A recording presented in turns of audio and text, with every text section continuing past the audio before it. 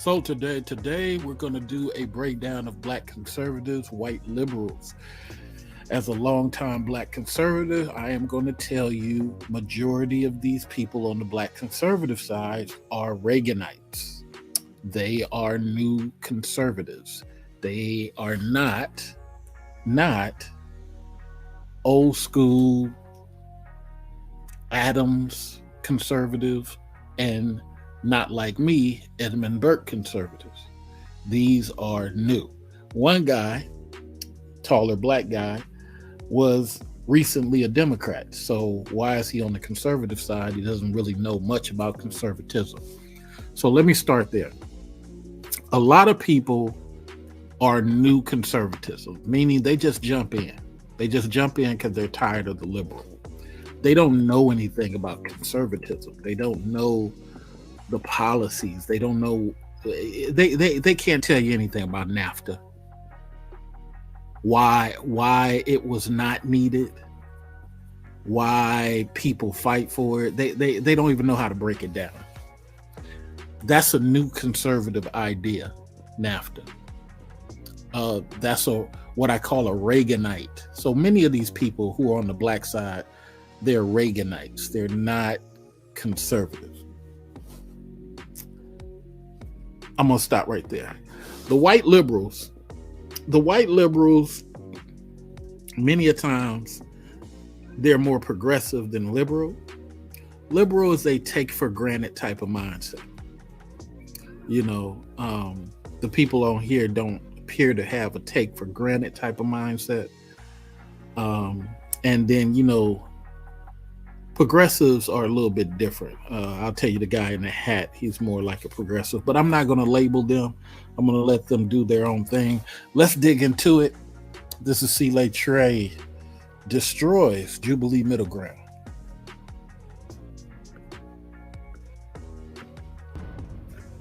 I was chosen to read the following prompt.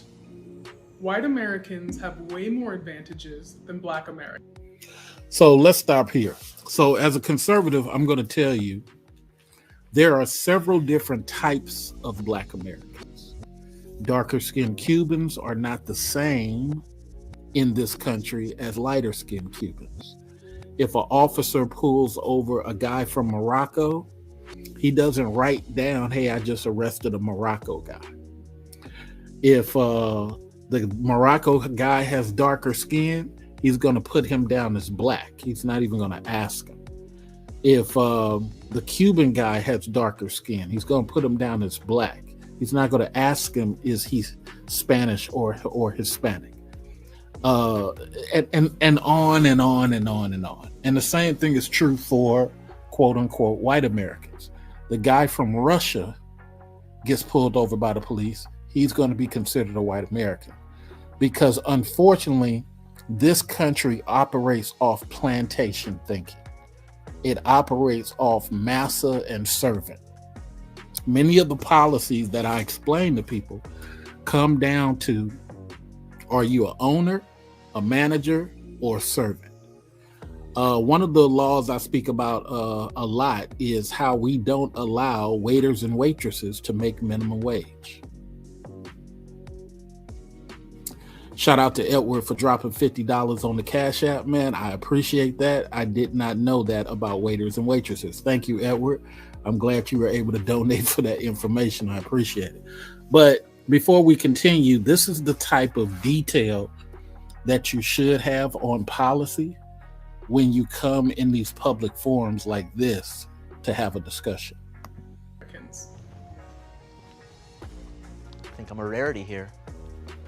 It would seem so. Do white Americans have more advantages because they're white, or do just white Americans have advantages because of historic factors? So Destiny starts off because they're white or because of historic factors. I guarantee everybody's going to miss this. Destiny is a decent debater, and he sets this up perfectly. When you make this argument, there's the historical, and there's the what you know to be true anecdotally insulary. Okay, insulary and anecdotal is what you know to be true. But when we talk about these things, we're talking from a historic point of view, or at least over the last 10, 20 years. You cannot use a 5-year model to explain your answer. And many of these people, especially younger people, they use a 5-year model to come up with their theories. You can't use a 5-year model. They tell you that even in business, don't do that. That's new money thinking. You're not going through nothing yet. You don't really know that's how it works. So let's listen to what Destiny says. I think that people want to argue at the end of the day over whether it's because you're white or not. I think that the answer is because you're white in the past, and that's how it kind of carries over to today.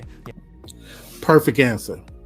Because of the historical information and the historical policies and how the policies affect the last 10, 20 plus years, it bleeds over. But people are going to avoid that because they don't have they're not well read enough to know that what Destiny said is the epiphany of truth. You know what I'm saying? It's like it's an exclamation mark. People are going to come and argue. I already know this is going to happen. People are going to come and argue the 5-year model against what Destiny just said. You can't do that. You can do it, but it's disingenuous. You know, even in times of the United States history where Black people have tried to build wealth, you know, with the Tulsa riots and everything, where this wealth has been. Well, at least the young dude acknowledges the Tulsa and where people tried to build wealth. I tell people all the time, man, if people treated darker skinned people like they did in England, of course we would have advanced by now. If people treated like darker skinned France, of course we would have advanced by now. Darker skinned Canadian, of course. This place consistently put policies like Air America, go look it up, against Black communities, not wanting Black communities to go to school and stealing their funding and all type of stuff up until Obama came around. I mean, Jimmy Carter is the only one who tried to pass policies for Black people. Everybody else went against Black people. Everybody else passed policies. Dick Cheney, Clinton. I really can't count 41 too much because he wasn't in office that long, but you know, I'll put him in there because he signed a couple of Reagan bills that were already in Congress.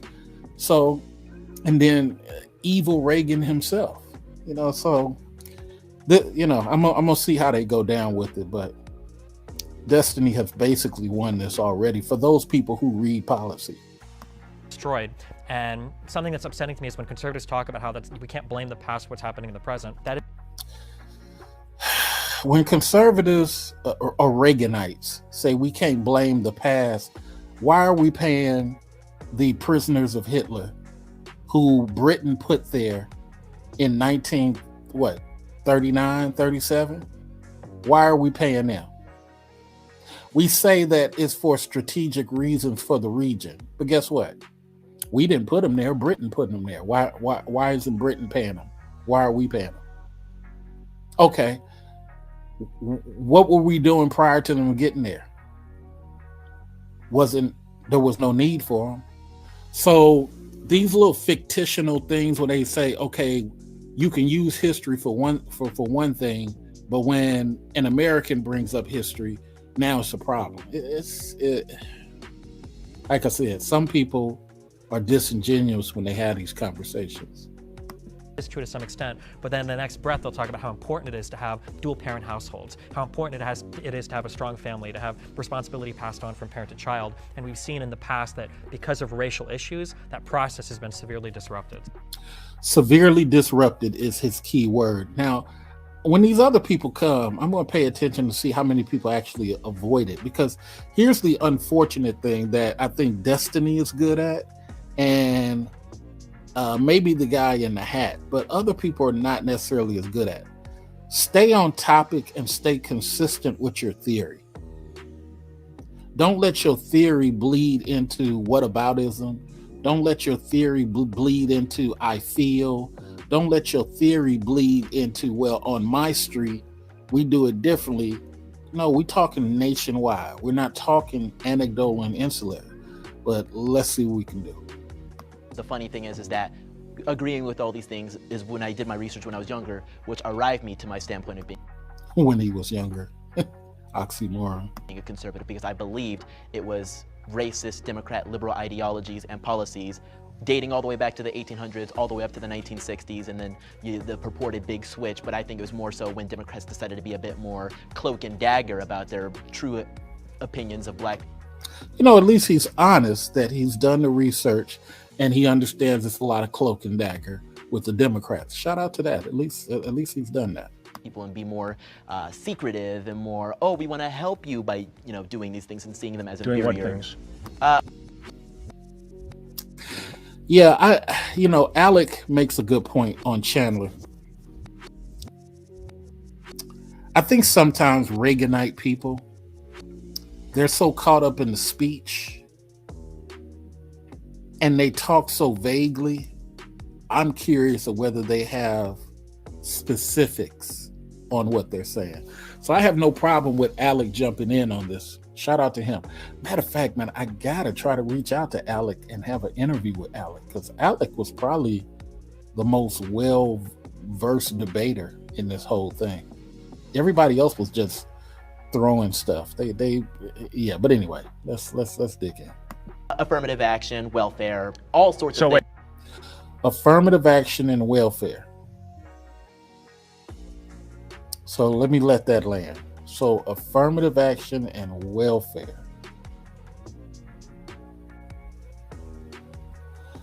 So when we were getting denied jobs while still paying taxes for those corporate welfare companies, those companies claiming that they're hiring us. And see, this is a problem right here. I don't think Chandler understands what affirmative action is. Sometimes people get so caught up in the school part of it, you forget that it has to do with the EEOC as well. That Welfare, eventually ruin our culture and place us where we are now. So but I want to get back to. So here's the statement. He said, "Ruin our culture." Again, wasn't getting hired. 1962, 1964, trying to keep us from schools, and at the same time taking our taxes as if we're part of the community. But here's Chandler saying none of that happened. The affirmative action was destroying our culture. Okay, I can see the argument, because maybe he's trying to put it from the standpoint of we should have stayed within our own structure. Yeah, but he's not articulating it. But let's see where it goes. The history of it, because we're talking about. Well, I just want to make sure we're clear. Giving them money hurt them, right? Is that what you're saying? Well, yes, giving them, because if your father's out of the home, that's when we give you the money. So again, here's something again Chandler doesn't understand.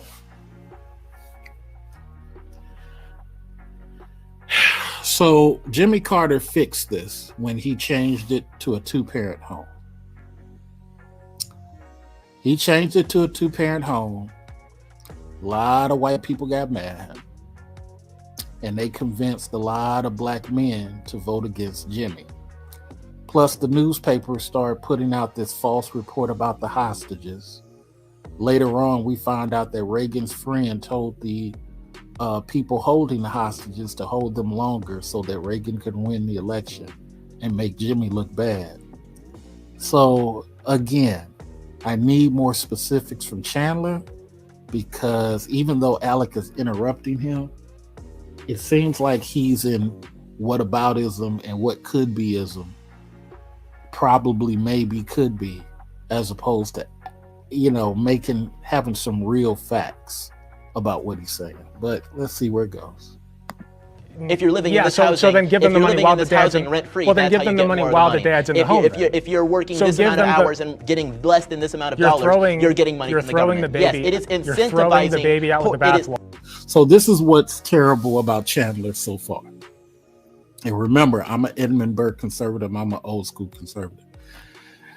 I can tell that Chandler's a Reaganite because Chandler is stating that the policy had causation toward us as foundational Americans. But he has no connecting element. That's why Alec keeps jumping in saying, well, give them money while the father is in the home. That's what Jimmy Carter did in 1979. And that's why I said on these panels, you need people who have read this type of stuff, because shout out to Alec for making the point, but Chandler's just yelling into the microphone. He's trying to assert that these things happen. And while they did, you have no connection to say that they had a causation of this. I could say that jail expansion caused the decline of birth rates. I could say it. I could keep popping it out till I'm blue in the face. But unless I'm able to connect it to some data and make the data sound like the two meet, you're just saying affirmative action caused something. You're just saying the welfare situation caused something. If there was a problem, why did Ronald Reagan change it back to a one parent? That's what I would ask Chandler. I don't even know what that means in this. See, and that's a problem. You don't even know what it means. He seems like he has limited information, but as opposed to what Alec and myself would have. But Alex should let him finish. Scenario, because yes, You're okay, you want to talk about throwing babies out with the bathwater? Margaret Sanger wanted to exterminate the black race. Now he's changing because he's losing the conversation with Alec. Now he's changing the subject to throw in a hot talking point that everybody can agree on. There's no connecting tissue to what he's saying now. He's doing what Reaganites do. He's trying to get Google points for making a point, but it has nothing to do with the topic that he and Alec is talking about at this moment. Yet in his mind, it seems he's trying to make it some type of connection. It's because she thought they were weeds. So yeah, we can literally talk about throwing the baby out with the bathwater. That's what Margaret Sanger, that's what Democrat policies wanted to do to my people. So that's why I feel so strongly about it, because it is these policies that date. So Ronald Reagan changed all of that back, Chandler. So Ronald Reagan at the time was a Republican. Do you blame Ronald Reagan for changing it back? So to Alec's point, and again, this is why I say you need better people on these panels. To Alec's point, Jimmy Carter changed that to a two-parent. Ronald Reagan changed it back to a one-parent. So do you blame Reagan? That's what I would ask him. Back centuries that were built off of the death and poverty of my people. Let's take a breath. Sure. I'm breathing. Okay. So a lot of babies aren't, but I am, sadly. So there go more talking points, but a good jab, you know, that was a good jab. I don't know what that means. When I say throw the baby out with the bathwater, you want to completely get rid of welfare, okay? Or at least the I don't want to put that on you, you haven't said that, but the conservative apparatus does, clearly. So giving money to a group of people does not hurt them. I mean, sure, if you're talking. Giving money to a group of people does not hurt them. We know this because Native Americans get quite a bit.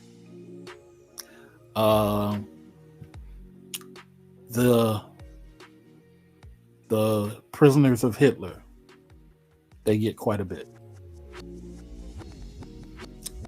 Immigrants come over here from Syria, they get quite a bit. So this is the problem with Reaganites Chandler needs to have that same type of smoke all the way around for all the policies, not just the black people.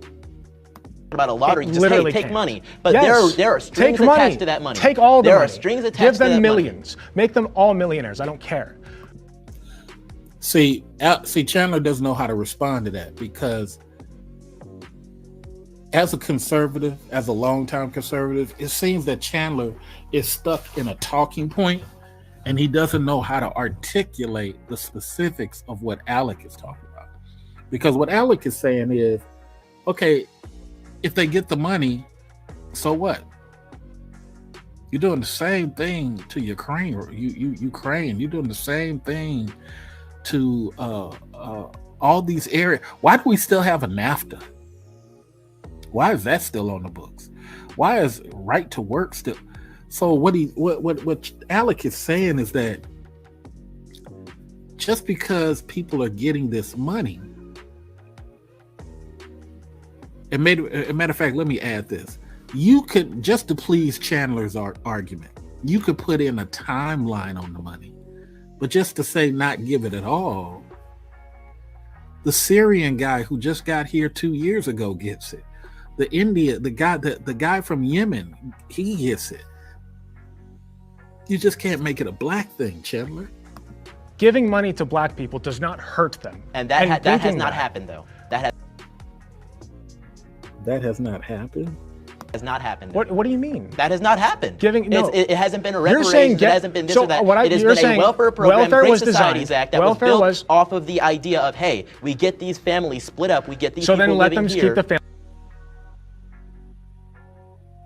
I think he has a different idea of what welfare is, but maybe he's looking at it from how people have applied the welfare in order to get the money. And I think Alec is talking about the policy of welfare as a whole. Family together and keep all the money. I mean, I guess so, but I guarantee you, I guess so. No way that Why would you not? He said, I guess so. So brother, you already lost this argument because you're talking about I guess. You just agreed with Alec. So what is the argument about if you just agreed with Alec? I don't understand what you're fighting for if you just agreed with Alec. Advocate for that. So in your, I guess, research of like history of. So here go Jacob. I don't know what Jacob's gonna say. I haven't been too deep into this thing, but let's see what Jacob's talking about. This country and everything. Do you find like the Reconstruction era and like the failures of like what it wanted to be and then what it ended up being, and then which led into, had downstream effects to enter into the Jim Crow era, and, you have policy. Translation. In your research, do you notice the other policies that were wedged against black folks and how it didn't allow black folks to elevate when black folks organically were trying to win? Chandler? Is like redlining that influence, how schools are funded. The downstream effects of slavery, do you think put black people as generally in a worse off position than white Americans? So, translation again. The trauma that great-grandfathers went through, great-grandmothers went through, and that trauma passed down to their children. Keep your head down. Only do just enough. You see, they killed those people at the Devil's Punch Bowl. You see, they killed that Mason brother. You see, they was kicking that brother for trying to go to school. Do you see how when black folks tried to rise, all that trauma did affect them decade after decade after decade before you were born, Chandler? Let's see what Chandler has to say.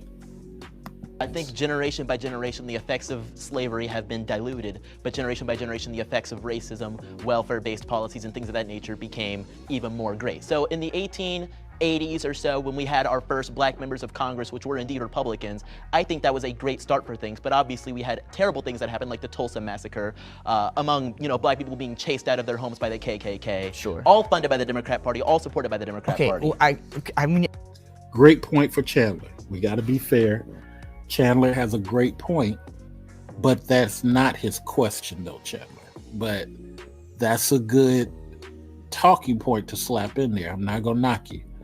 But his question is, do you see how slavery affected people? And going back to Alex's point, the need to counteract that with some policies to bring people back up faster, as opposed to a white person who came here from Ukraine and ain't been through none of that, as opposed to a lighter skinned Cuban person or a lighter skinned Mexican person or a pass for white Argentinian person who ain't been through none of that. This is what's frustrating about these conversations, because a person like Chandler has to be honest in what he's being asked. I need to stop you there. Can you attribute not to the party, but to the ideology? Because yeah, don't jump to the party. Stick to the question he's asking you. He's asking you about the ideology of the policies, not the party. The party's flip-flop. And that's why I said these Reaganites, man, if anybody wants to join, you can join. We can have a peaceful conversation. The link is in the chat. I think when you think, regardless of whatever the party switch was, traditionally conservative values did not, like, that's more aligned with, more racist policies in this very country. difficult Like to very compare 2020's conservative. Jacob, I don't know if I agree with you on that, Jacob. Let's hear what Chandler has to say. Conservatism to 1880s conservatism. Chandler makes a good point. That was a different conservatism, but let's see where we go from here. Oh, I was loving the one before. So personally, I feel like there's really only. So this gentleman used to be a Democrat. I don't take what he says too seriously because he doesn't really know much about the way he talks. He doesn't know much about conservatism. Only one thing that white people have a true advantage over black people with, and it's that white people are less likely to be forced into a box. This is a great point, though, he makes. Color passing people, are less likely to be. They are able to freely move through America better than a darker skinned person who constantly has secret restrictions. You know what I'm saying? It's a weird thing, man. Even it's just a weird thing.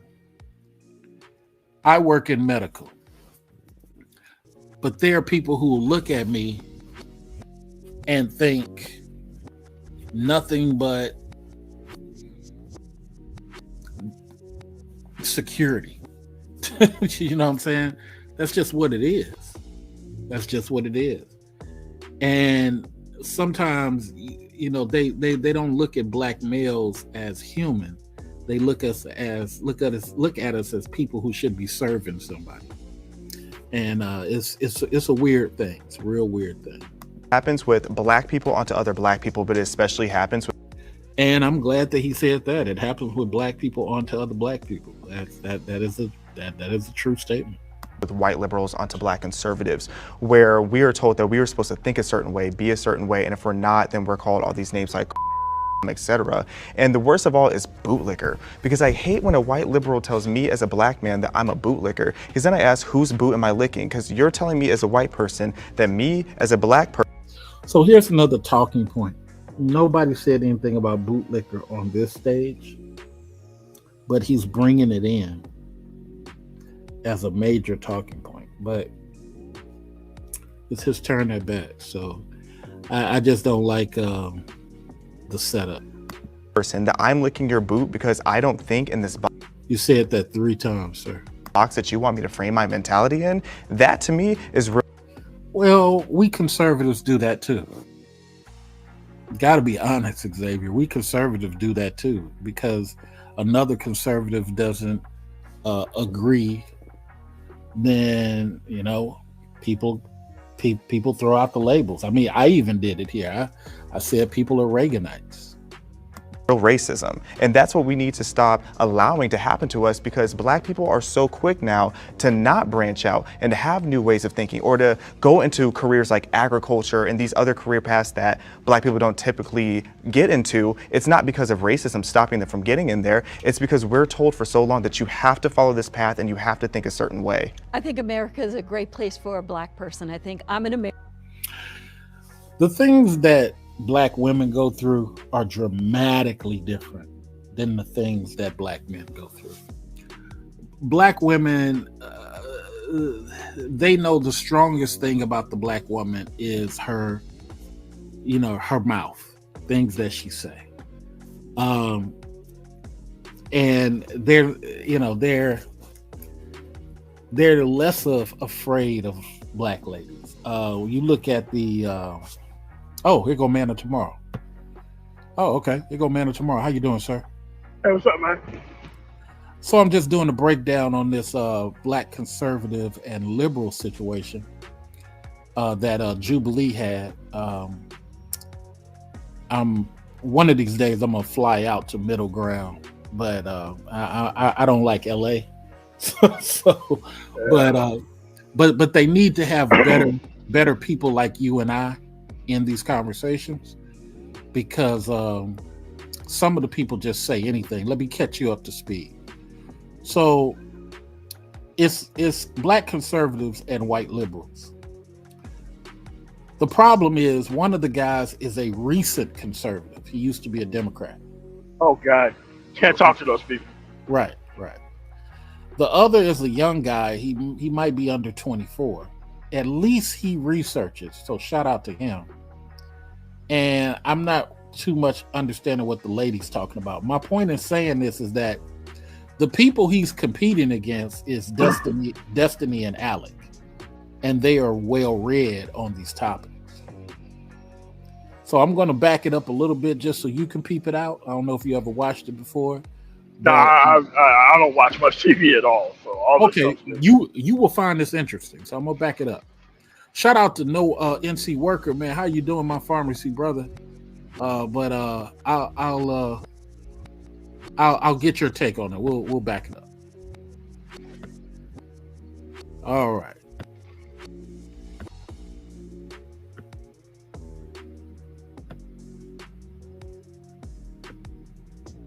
All right, here we go. And make middle ground with us.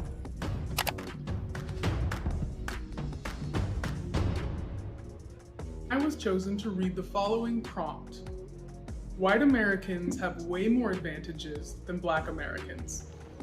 I think I'm a rarity here. It would seem so. Do white Americans have more advantages because they're white, or do just white Americans have advantages because of historic factors? I think that people want to argue at the end of the day over whether it's because you're white or not. I think that the answer is because you're white in the past, and that's how it kind of carries over to today. Even in times of the United States history where Black people tried to build wealth, with the Tulsa riots and everything, where this wealth has been destroyed. And something that's upsetting to me is when conservatives talk about how we can't blame the past for what's happening in the present. That is true to some extent, but then the next breath they'll talk about how important it is to have dual parent households, how important it is to have a strong family, to have responsibility passed on from parent to child. And we've seen in the past that because of racial issues, that process has been severely disrupted. The funny thing is that agreeing with all these things is when I did my research when I was younger, which arrived me to my standpoint of being a conservative, because I believed it was racist, Democrat, liberal ideologies and policies dating all the way back to the 1800s, all the way up to the 1960s, and then the purported big switch. But I think it was more so when Democrats decided to be a bit more cloak and dagger about their opinion. All right, stop it right here. Go ahead. That guy should be immediately kicked off the show. Who? The Black guy who's talking should be immediately kicked off the show. Why is that? Because there's no such thing as a purported switch. The parties did switch. Like, I love when people talk that purported switch stuff, and I'm like, I'm from Mississippi. You think I don't know that the parties switched? The parties did switch. What are you talking about? And it's like, you have to moderate these conversations. You just can't allow these people to just get their stuff off in a vacuum. You have to be like, look, that's untrue. Where's your proof that the parties did not switch? Because my grandfather was a Republican. What, was he part of the Republican Party right now? Of course not. But you got to have a baseline of what's true and what isn't. Right. But, so I'm gonna let you finish, but Yeah. here's what I said before you arrived about Yeah. about this particular moment. Destiny, the white guy, laid it out perfectly to where you really can't argue.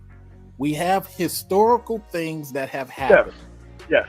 that have culturally led to the Black Americans, the foundational people, not having a organic life here, Yeah. like a Black person in France, like a Black person in England, who gets the Black stuff like once every 6 months. Okay, here is very different. And to your point, Manna Tomorrow, it's disingenuous for him to use the word reported.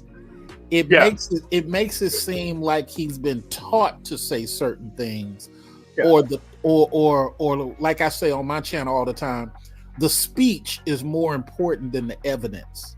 Go ahead, though, Manna Tomorrow. All right. So what we have here is it's like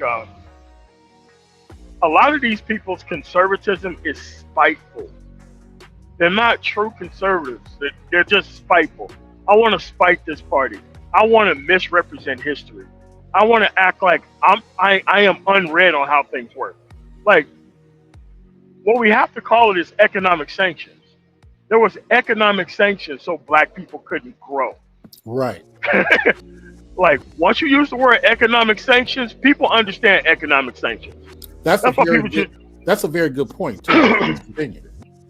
Yeah, it's like, stop using the word racism. Use the word economic sanctions. You use the word law changes. Changes. Yeah. I had a word that I used to use. It was called jurisprudence or something like that. But what you're dealing with is like you have to have a moderated panel. Like you have to have a minimum level of education before we have this conversation. Welcome, Chaos Reign. Let me let Chandler finish. A young guy, under 24. His name is Chandler. But this is boilerplate conservatism. It's not even real conservative. Well, I said he talks like a Reaganite. But, let's continue. Of Black people and be more secretive and more, we want to help you by doing these things and seeing them as inferior. Doing what things? Affirmative action, welfare, all sorts of things that eventually ruin our culture and places where we are now. So but I want to get back to the history of it because we're talking about. Well, I just want to make sure we're clear. Giving them money hurt them, right? So before we go into this, here's what I said, Chaos Reign. Chandler's so caught up in this speech. I normally don't like people interrupting, but to Manna Tomorrow's point, you just can't let him ramble. So now Alex asks him a qualifying question. Prove that affirmative action did what you said it did, because historically there were economic sanctions in place to disrupt the natural flow of people with this skin color. So didn't you need a policy at that time to kind of balance it out somewhat? Let's see what he has to say, and then Chaos Reign, we'll get your point of view, and then after him, we'll go back to Manna Tomorrow. Is that what you're saying? Well, yes, giving them, because if your father's out of the home, that's when we give you the money. If you're living in this housing, so then give them the money while the dad's rent-free. Well, then give them the money while the dad's in the home. If you're working this amount of hours and getting less than this amount of dollars, you're getting money from the government. Yes, it is incentivizing. You're throwing the baby out with the bathwater. I don't even know what that means in this scenario. He doesn't even know what that means. Chaos Reign, hold on. Chaos Reign, what are your thoughts? No, I gotta sit back and listen more to this. Manna Tomorrow, go ahead. See, the problem is this is a Candace Owens type archetype that you're talking to there. Like he's so interested in gaslighting the audience with his speech pattern that he has a preset amount of things that he wants to say. Right. And no matter what it is, if you disrupt him, he's just going to go back to rambling on things. This is why I say a minimum set education needs to be set on things. Because you'd be like, look, okay, okay, did the party switch here? Okay, in order for you to be a part of this conversation, you're going to have to give me qualified experts who say that that didn't happen. And if that's not the case, then you cannot be a part of this conversation. You know what? Even to Alex's point, Jimmy Carter changed welfare to a 2-parent home. Yes, he did. It was only for 3.5 years, but Reagan changed it back to 1 parent. Yes. So what I said before you came in, Manna Tomorrow, if I was on this panel, I would have said, so Chandler, did you have a problem with what Reagan did? Just to see if he was going to be consistent. No. Like you know what he would have did? He would have skipped over that point like you didn't say it and go right back to his talking point. Absolutely, because he's about to do it. He's about to do it now. Hold on for a second. I know. Hold on for a second. I know the candidates on our argument. Okay, you want to talk about throwing babies out with the bathwater? Margaret Sanger wanted to exterminate the black race because she... You heard the Margaret Sanger joint? Yeah. No connection. No connection whatsoever to what they discuss. And what he does is whenever you try to actually slow him down, he just talks faster and faster and faster. It's just like the white guy I had on my show that time, and everybody was saying, "Mr. Research, you so patient." I was like, because he's not really saying nothing. He's just rambling. But let me speed through this some more, and Chaos Reign will come to you. He thought they were weeds. So yeah, we can literally talk about throwing the baby out with the bathwater. That's what Margaret Sanger, that's what Democrat policies wanted to do to my people. So that's why I feel so strongly about it, because it is these policies that date back centuries that were built off of the death and poverty of my people. Let's take a breath. Sure. I'm breathing. Okay. So a lot of babies aren't, but I am, sadly. I don't know what that means. When I say throw the baby out with the bathwater, you want to completely get rid of welfare, okay? Or at least I don't want to put that on you haven't said that, but the conservative apparatus does, clearly. So giving money to a group of people does not hurt them. I mean, sure, if you're talking about a lottery, just hey, take money. But yes. there are strings attached to that money. Take all the money. There are strings attached Give to that them money. millions. Make them all millionaires. I don't care. Giving money to black people does not hurt them. And that has not happened, though. That has not happened. What do you mean? That has not happened. It hasn't been a reparations. It hasn't been this or that. It has been a welfare program, Great Societies Act that was built off of the idea of, hey, we get these families split up, we get these people living here. So then let them keep the family together and keep all the money. I mean, I guess so, but I guarantee you, I guess there's so. no way that Why would you not advocate for that? So in your, I guess, research of like history of this country and everything. Now I got to skip a little bit past Jacob because he doesn't present well.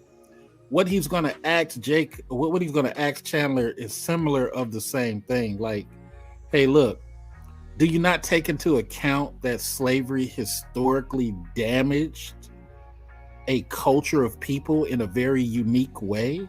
And those people need some type of policies to help balance. So I did just skip through a lot of what Jacob says. Okay, I got a question. Go ahead. It's good to get white people to present this to black conservatives. I cannot overstate how much genius that is. Yeah. Because he thinks he's helping white people out by misstating history. You talk about Chandler. To a black conservative, this type of this type of archetype, they don't know how to act in that scenario. Well, they don't know how to. Well, I think you're wrong. Even worse, Chandler has been trained to believe we don't need anything. Correct. So let's fight against any policy because we want to be seen. Now, get this, just like y'all.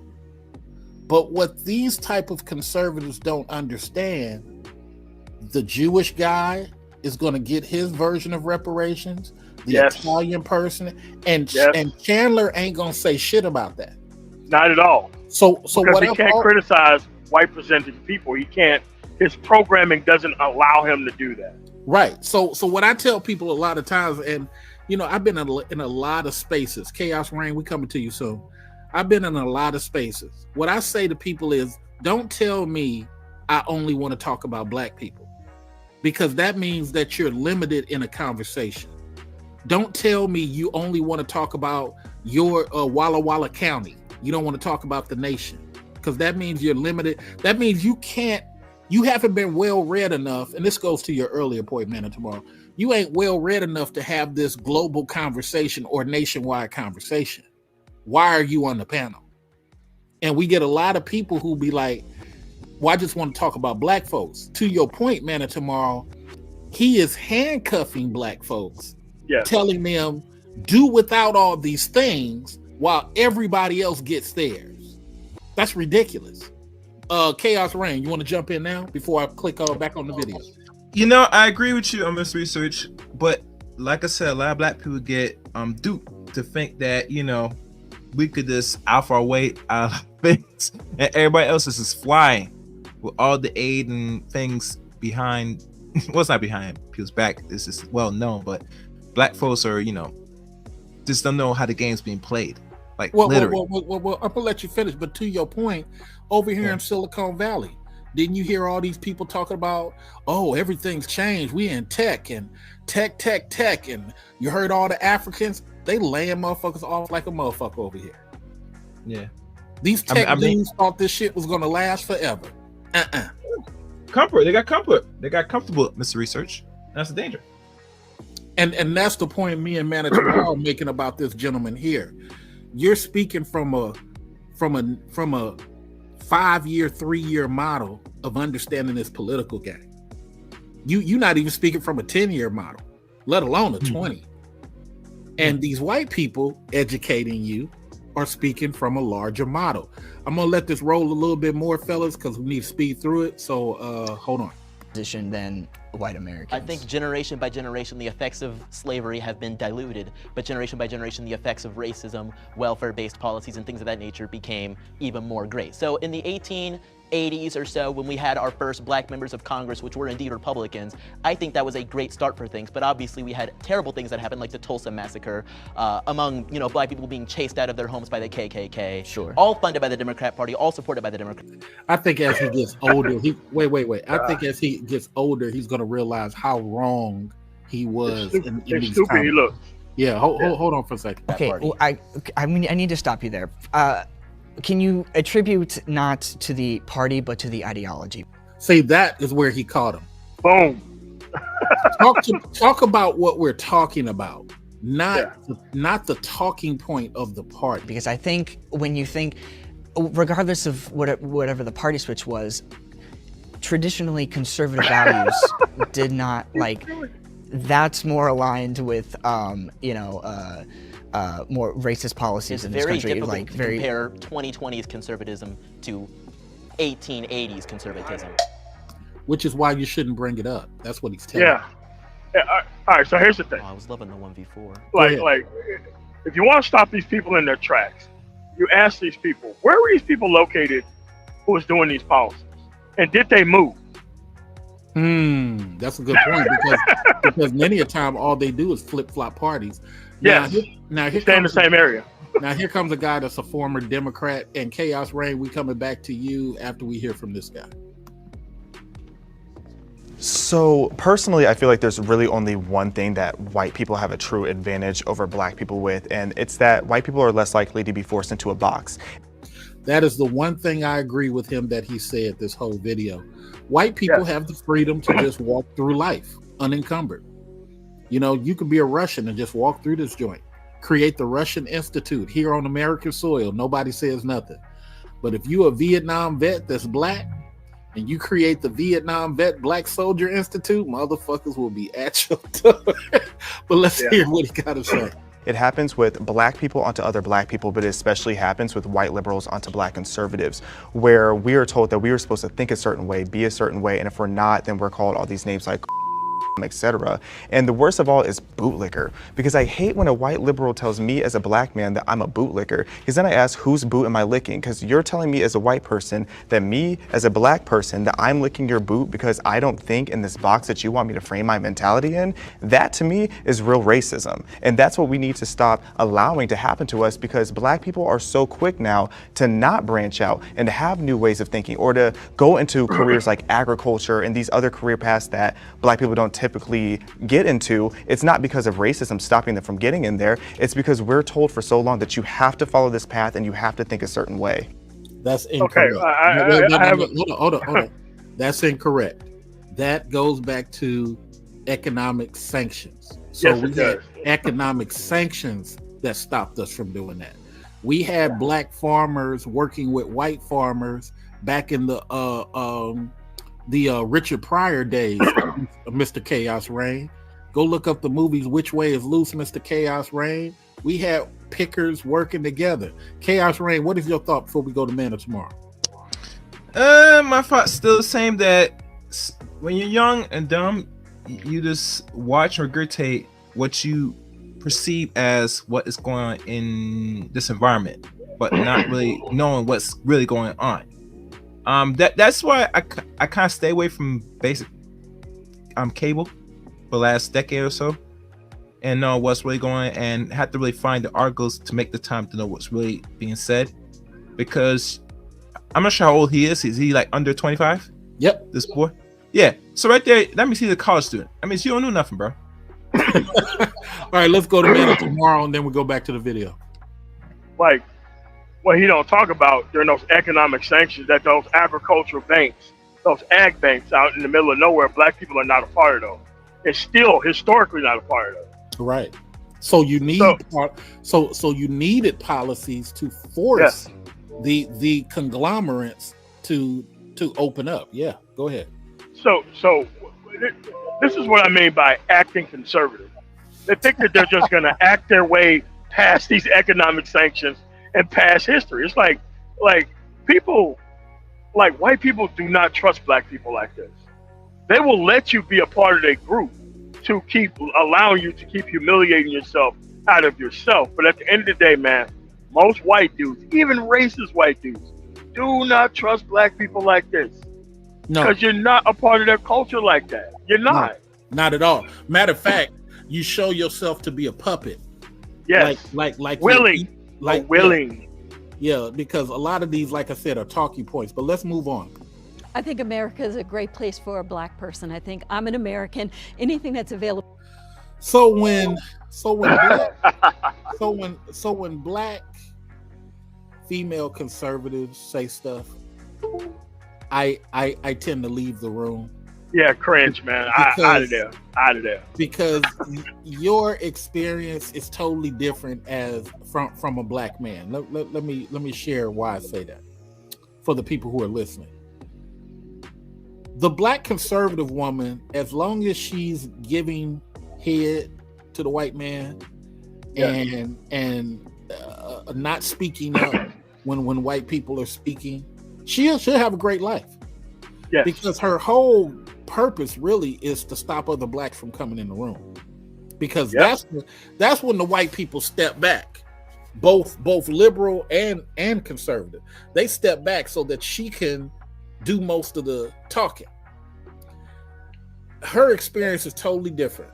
There was this woman in Seattle. They was talking about having affirmative action. This black lady, my life is fine. We don't need no affirmative action. And that's before you start seeing all the homelessness.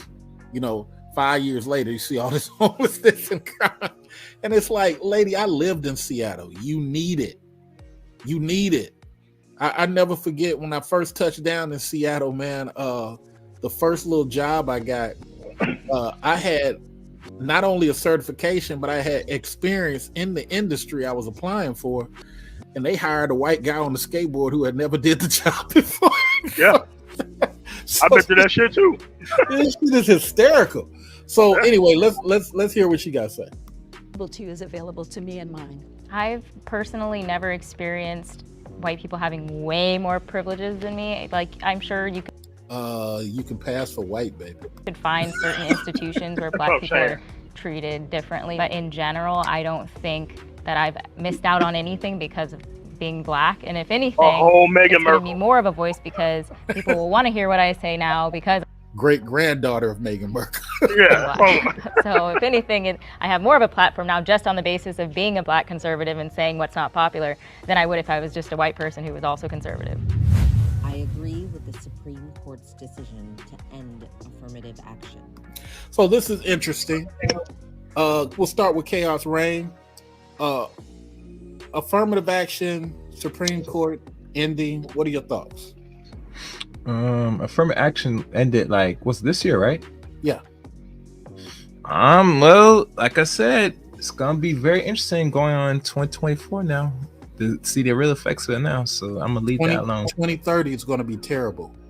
Yeah, EEOC always. You might want to do a video on this, Chaos. EEOC already has a program called Erase because EEOC knows what the real problem is. Even before this affirmative action, we've had too many people be in discredit for their skin. Yeah. Through the EEOC, and now what you're doing is you're allowing people to pick their culture over appearances. So wow, I had like 3 interviews recently, and none of these people are my demographic. I had a FBI thing I had to go through. The way they framed the questions, you wouldn't understand if I answered these things truthfully. You wouldn't, because you haven't lived this life. But a black person who just turned 23 could answer this better because they haven't lived. You see what I'm saying? I also sat down with 3 ladies, all of different cultures, but they're not me. You see what I'm saying? So people got to understand, when you're on the other end of these conversations as it relates to employment. Now, affirmative action, everybody always talks about school, but it's employment too. When you're on these sides about affirmative action, you got to be able to articulate the fact that people get disenfranchised secretly. What are you going to do with that? Yep. Let's go to Man of Tomorrow. What are your thoughts on agree to end affirmative action? It wasn't a data-based decision. It was just that we have the numbers to overturn something that we always wanted to overturn. Therefore, we're going to overturn it. So all this stuff about legislating from the bench and all this kind of stuff, we've just seen it with affirmative action and abortion. So at the end of the day, I say expand the Supreme Court to like 50 members and just, get all these conservatives off the bench. It's quite obvious that they're nothing but political actors on the court. They don't care about jurisprudence. They don't care about law. They don't care about history. They don't care about legislating from the bench. They don't care about any of that. Like, they want to get rid of the 1964 civil rights legislation. Dude, these are political actors on the court. And let me interject. It's going to be so bad before we die. One of those Supreme Court people is going to get caught taking a bribe. I guarantee. I mean, but it's called something. I mean, they don't have any ethics. No, they have to abide by. Yes. Look. Here's the sad thing. I forgot the little fat guy that died, the Italian guy that died. Antonin Scalia. Okay. I think he kept everybody in line to a degree. Yes, he did. Because he came from the school of, let's not make this personal. Okay, let's just review it. Y'all all make your arguments, and we'll see who got the percentages, whether it stays or whether that's what I think his thing was. Since he's been gone, I've been seeing how this thing has eroded. A couple of the older guys, I don't know what the older white guy is, but John Roberts. He doesn't seem strong. He just seems he's not. He just seems like, I'm happy to be here and give an opinion because I love law. You see what I'm saying? It's that type of thing. So when I hear his stuff or read his stuff, it comes across like a poet talking about art. It doesn't come across like true opinions on, hey, the tomatoes should not have been sold at 10 cents. He doesn't do that. It's like he's really into how he writes opinions. It's a trip. But let's listen to this while I have you guys here. Thank you for being here. Click the like button, everybody, and make sure you're subscribed with the bell. Also, leave a comment in the comment section when this video posts, because I will take this off of the live side and put it on the video side. Let's get into this, and then we'll take Chaos Reign's opinion. I'm going to let this roll for about 3 minutes, guys. I think I'm not going to start. Someone else can start. Sorry. I think affirmative action has served its purpose. I think that it was necessary for a particular time, and I think that every Black person knows how to get into college. Every Black, I mean, you can pull out the names, the Oprah, President Obama. You can pull out the head of Time Warner was Black man. And she's saying that because her kids are good, and she's going to say that much later, but she's only saying that because her kids are good. Let's continue. And the Forbes was Black man. We know what to do now. We don't need affirmative action anymore. And to me, affirmative action is offensive sometimes, especially nowadays, because how can it be offensive? we equal she. She is fine. She don't need it. Hold on. I mean, like let it roll. I have 6 children, and 2 boys, 4 girls, and all of them went to Harvard and Columbia, and this one and that one, and it breaks my heart to think that they accomplished that goal of getting into these institutions just because of the color of their skin. I can definitely say that it creates a lot of tension when you have affirmative action. I remember my first week at the University of Illinois. So let me translate. I'm gonna let this keep going, but let me translate. These 2 people are basically talking about, I don't want my friends looking at me in a bad way. Yes. I don't want outside people to feel some way about why I'm there. While there's legacy admissions going on. Right. It's the biggest affirmative action. Like, so everybody go look at the movie School Ties. When you get a chance, go look at the movie School Ties. In the movie School Ties, you have Spanish actors, Russian actors, Jewish actors, but they all look white. In this movie, you can't tell who is the Spanish actor, but there's 2 of them in there. They're not white. Everybody get the whole purpose of the movie, everybody gets upset when they find out this one guy is Jewish. Now, as you watch it, you like, but Mr. Research, the rest of the guys in here ain't white they damn self. Exactly. But let's get to this. Let's get to this. I was sitting with some classmates, and a white student turned to me and jokingly like, hey Xavier, like, did you just attach a smiley face when you applied for this college? And I started asking what he meant, and he said to me that he was like, you're Black, I'm assuming you had decent grades, you could have just attached a smiley face and you would have gotten into the university.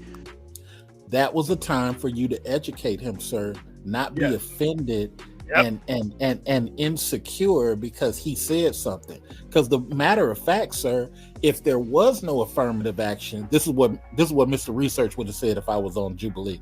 Matter of fact, sir, if there was no affirmative action, he would have insulted you anyway because he wanted to. So I was livid by that, and I went off. I started naming all of my accomplishments, and I felt so confident only for about an hour. Because then an hour later, I started saying, like I said, he's insecure. That's why. Saying to myself, like, wow, like, did I actually earn my way in here? I started to have this insecurity, and I started wondering to myself, did I earn this position myself, or did my ancestors' suffering earn? So you start wondering to yourself, did you earn your way in here? Well, see. These simple explanation for the solve these type of people should not be on the panel. Hold on for a minute, you guys. This for me. And 2, I've seen it in the sense of like affirmative action taking away from other people who are minorities. Like I had a friend who was Asian, and he in high school, and he. Here's the thing I hate about this part of affirmative action. They only talk about the school part. It seems like nobody's well read enough to talk about the employment part of it. But let's continue. He really wanted to go to MIT. That was his dream school. He interned there. He was super like prepared to go there, and he didn't get in. And you can only assume that it was because of affirmative action. Because you can only assume. Only assume. Where's the connecting tissue? How can you make that assumption? Let's continue. They have such a large Asian population that they want to admit other people. Yeah, I was going to actually argue that it's more racist nowadays because it excludes so many Asian Americans from getting into universities who do deserve a spot, and they can't get in because of affirmative action, which, again, like you were... Okay, let's stop right here.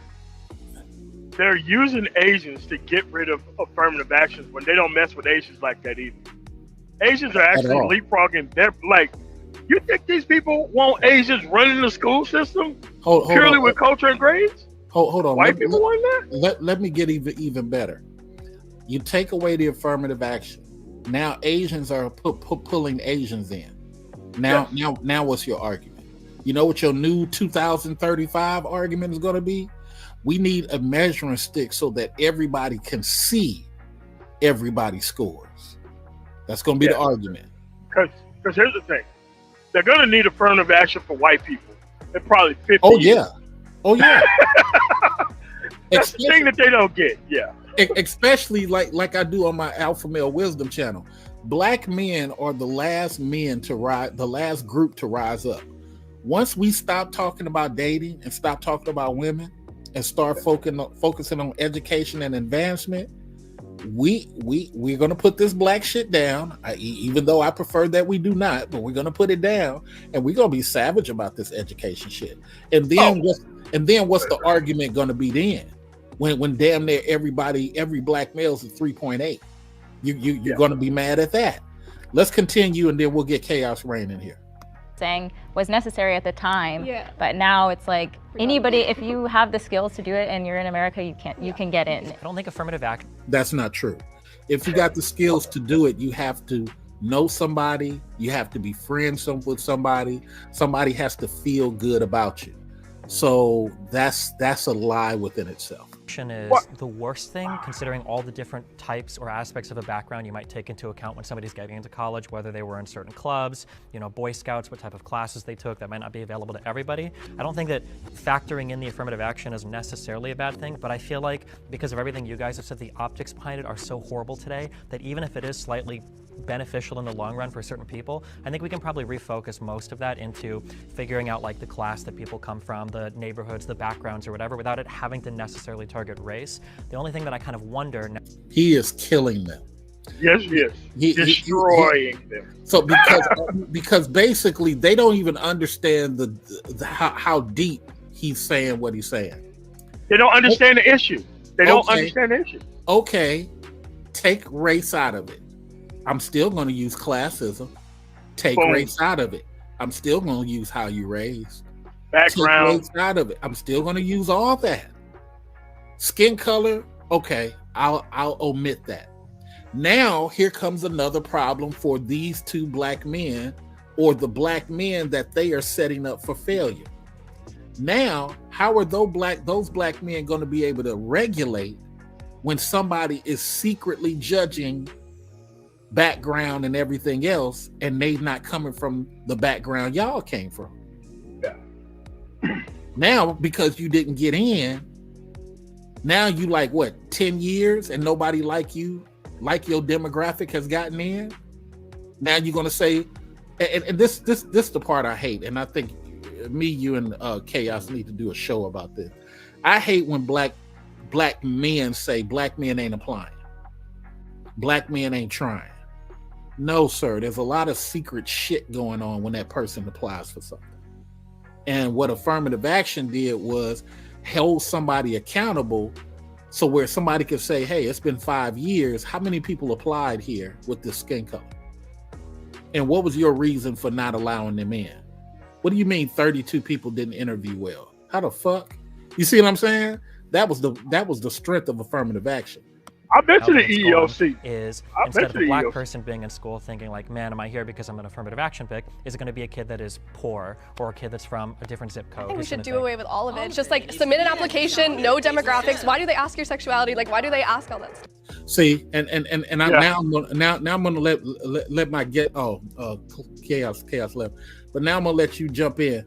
You see how she said, why get rid of all of it? Just submit an application.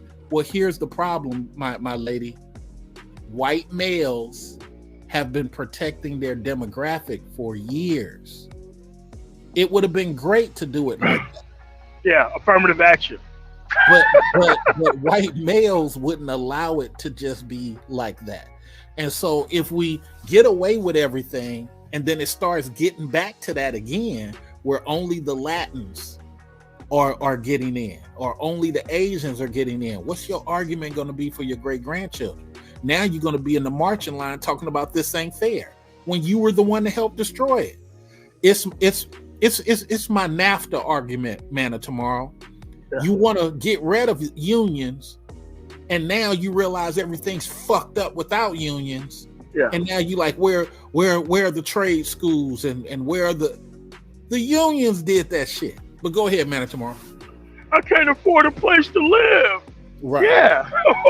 Yeah, well, you don't have a minimum wage or a competitive system, but to her, once she says that, she has to be removed from the conversation, or the conversation has to be directly targeted to her. Make her start answering some historical, like the guy who brought up background and all that. It should have been those two one-on-one. Because just get rid of all of it, and it's like no. Are you throwing out all the history? Because you notice she said she didn't want to start. Yeah. You see what I'm saying? Let's continue. I think Alec is a pretty good So, if affirmative action accomplished its purpose, I think Alec is a pretty good debater. Let's hear what he got to say. Why do we still see the disparities that we do in the professional workplace?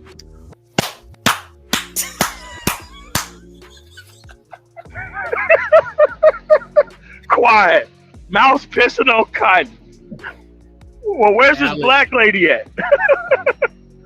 No. To your point, man, of tomorrow, they're going to try to switch it back to schools because they're not well read enough about the employment piece. The employment piece kills them. The employment piece kills them. Dead in the water. But see, this is why I hate black people, because they'll just say, "Oh, black men don't even try." That's a lie. Fucking lie. but let's continue. If you average white wealth and compare it to black wealth totals, white people as a whole have about 50 times greater wealth than black people as a whole per capita. So I just don't understand why you think affirmative action has accomplished its purpose. I don't. And what's amazing about this, going to your point again, this is a white person teaching these black people something they cannot articulate. And here's the other thing. The conservative circles that they run in, they don't have white people point shit out to them like that. Exactly. That's why people will tell me, "Oh, you don't sound like a conservative. You sound like a liberal." You can't label me. I know what I am. Just because you don't understand it. I'll tell you a fucking crab is a spider. You think I'm crazy? You haven't read the shit.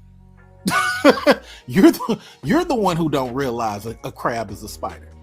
But what they do is it's a gaslighting technique that kind of gets you into overemphasizing your point while they're not even talking. They're just sitting there smiling at you while you're overemphasizing your point because they don't know how to articulate their point.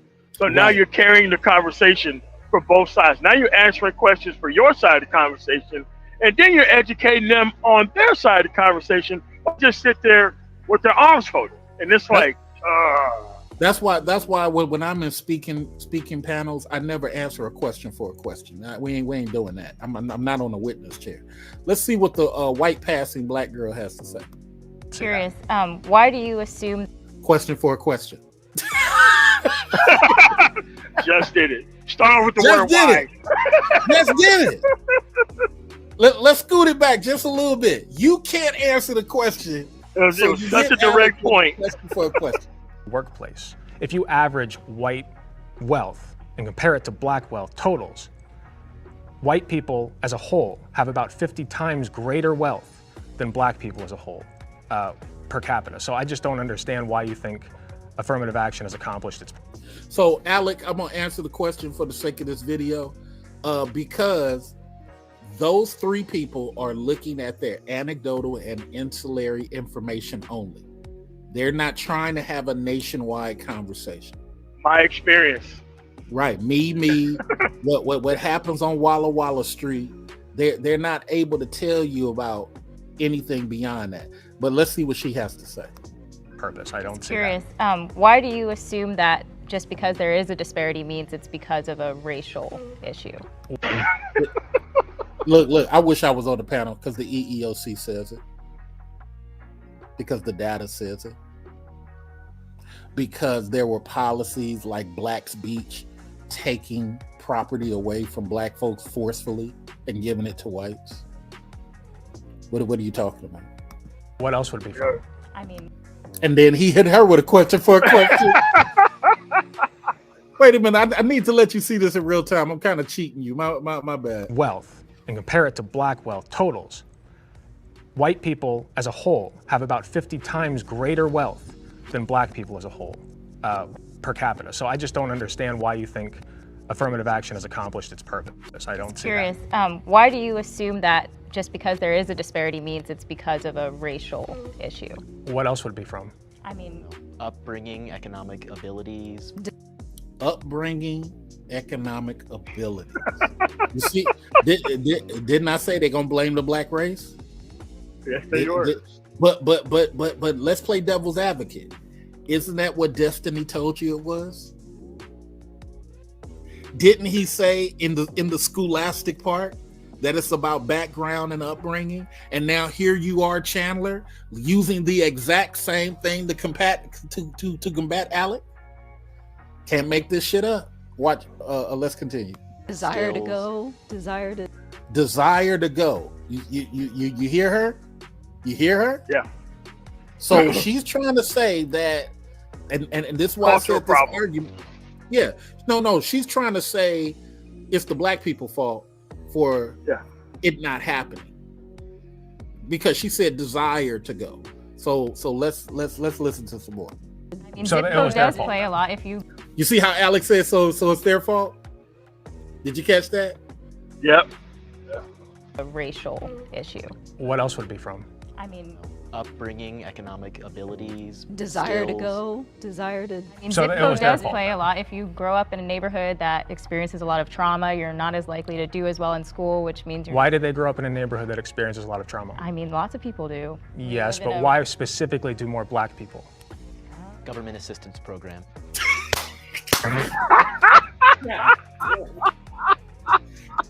Did this little boy say government assistance program? Yes, he did. I missed that on the first time I watched this. Wait a minute. White passing Aaliyah says she don't know. Do you see how quiet these conservatives are? Man. Alex is beating them with his brain. Yeah. Look, I'm a conservative man of tomorrow. You liberal or what are you? No, I'm a conservative, but I have to vote liberal because of the state that I'm in. Okay, bet that. So, yeah. Plus, it probably benefits your business to some. Yeah, it does. It does.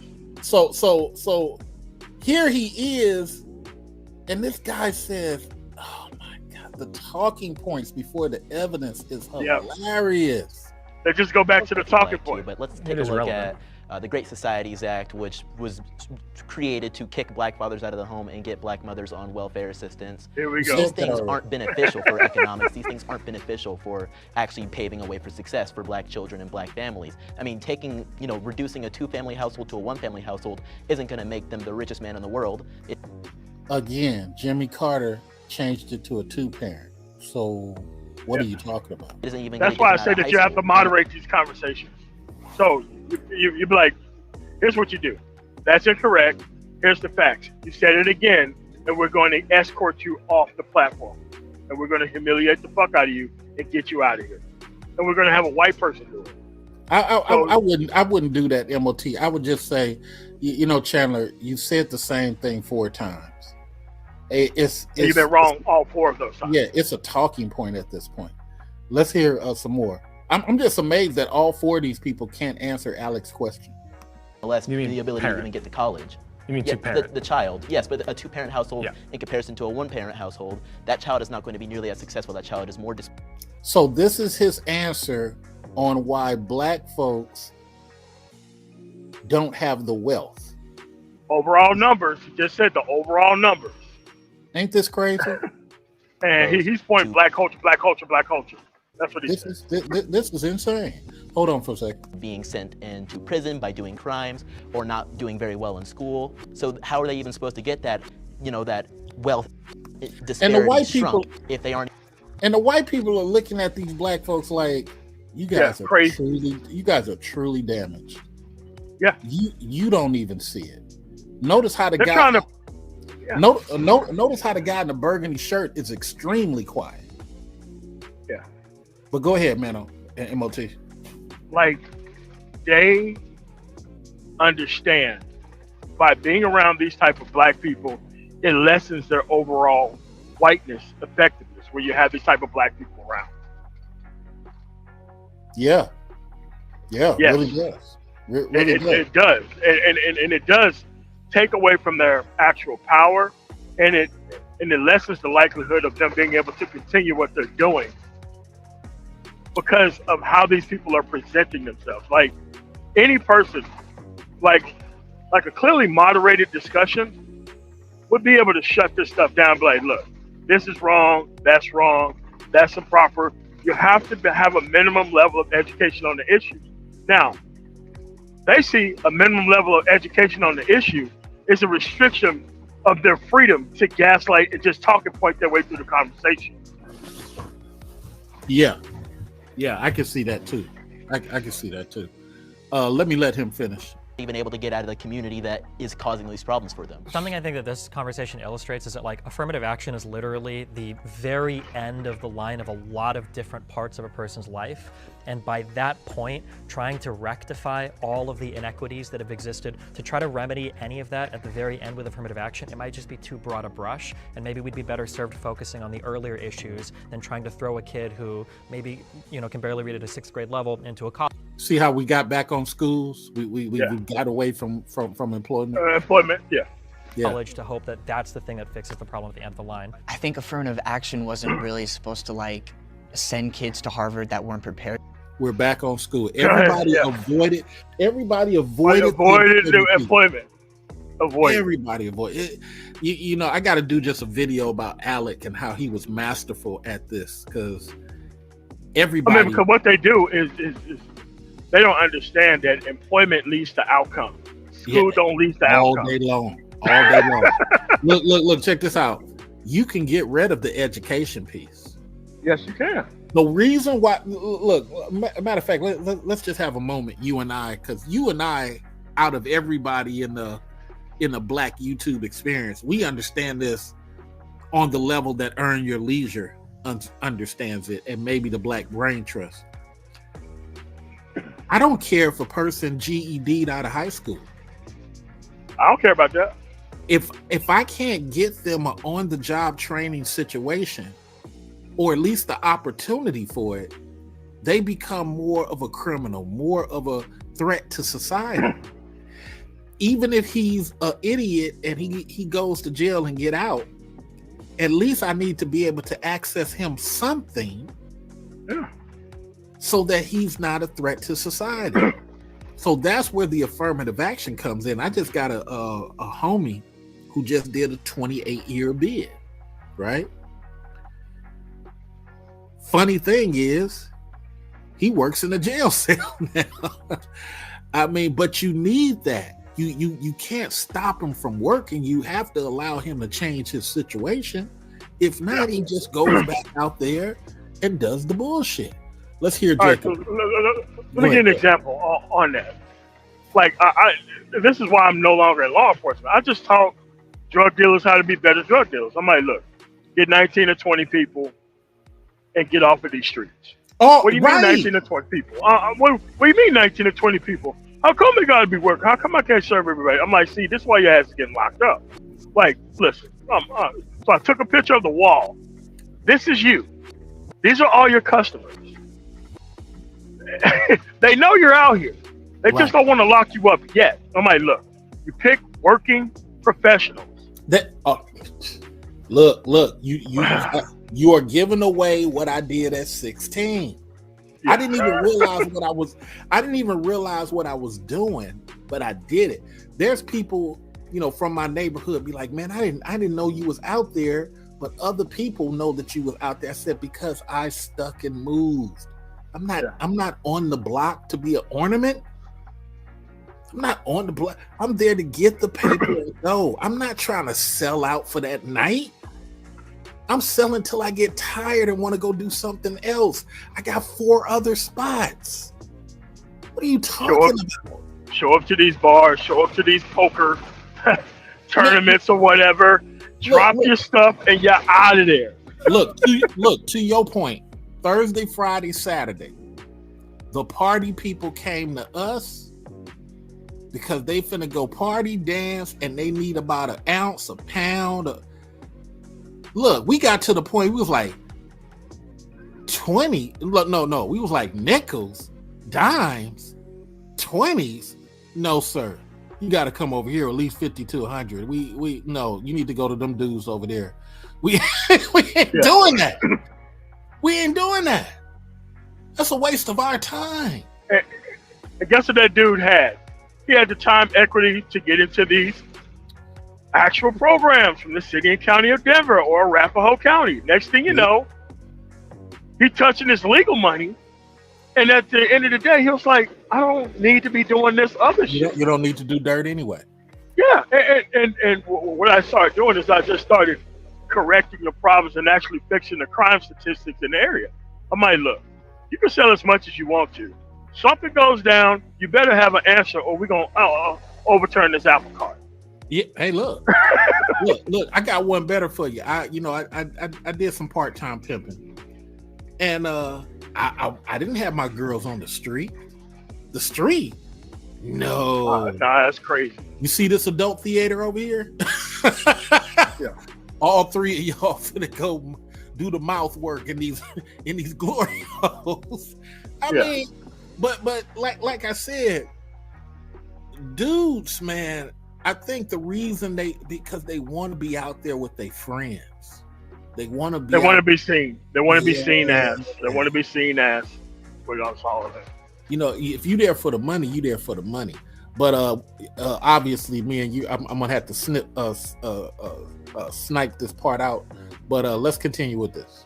To go to Harvard, I think that's quite a myth. In fact, I think those that have the qualities to get to Harvard were before affirmative action were just completely overlooked. You know, that's a good point. People who have quality for Harvard were just completely overlooked. So, I mean, you get rid of affirmative action. What do you as conservatives guarantee it's not going to go back that way in 15 years? And here's the other thing.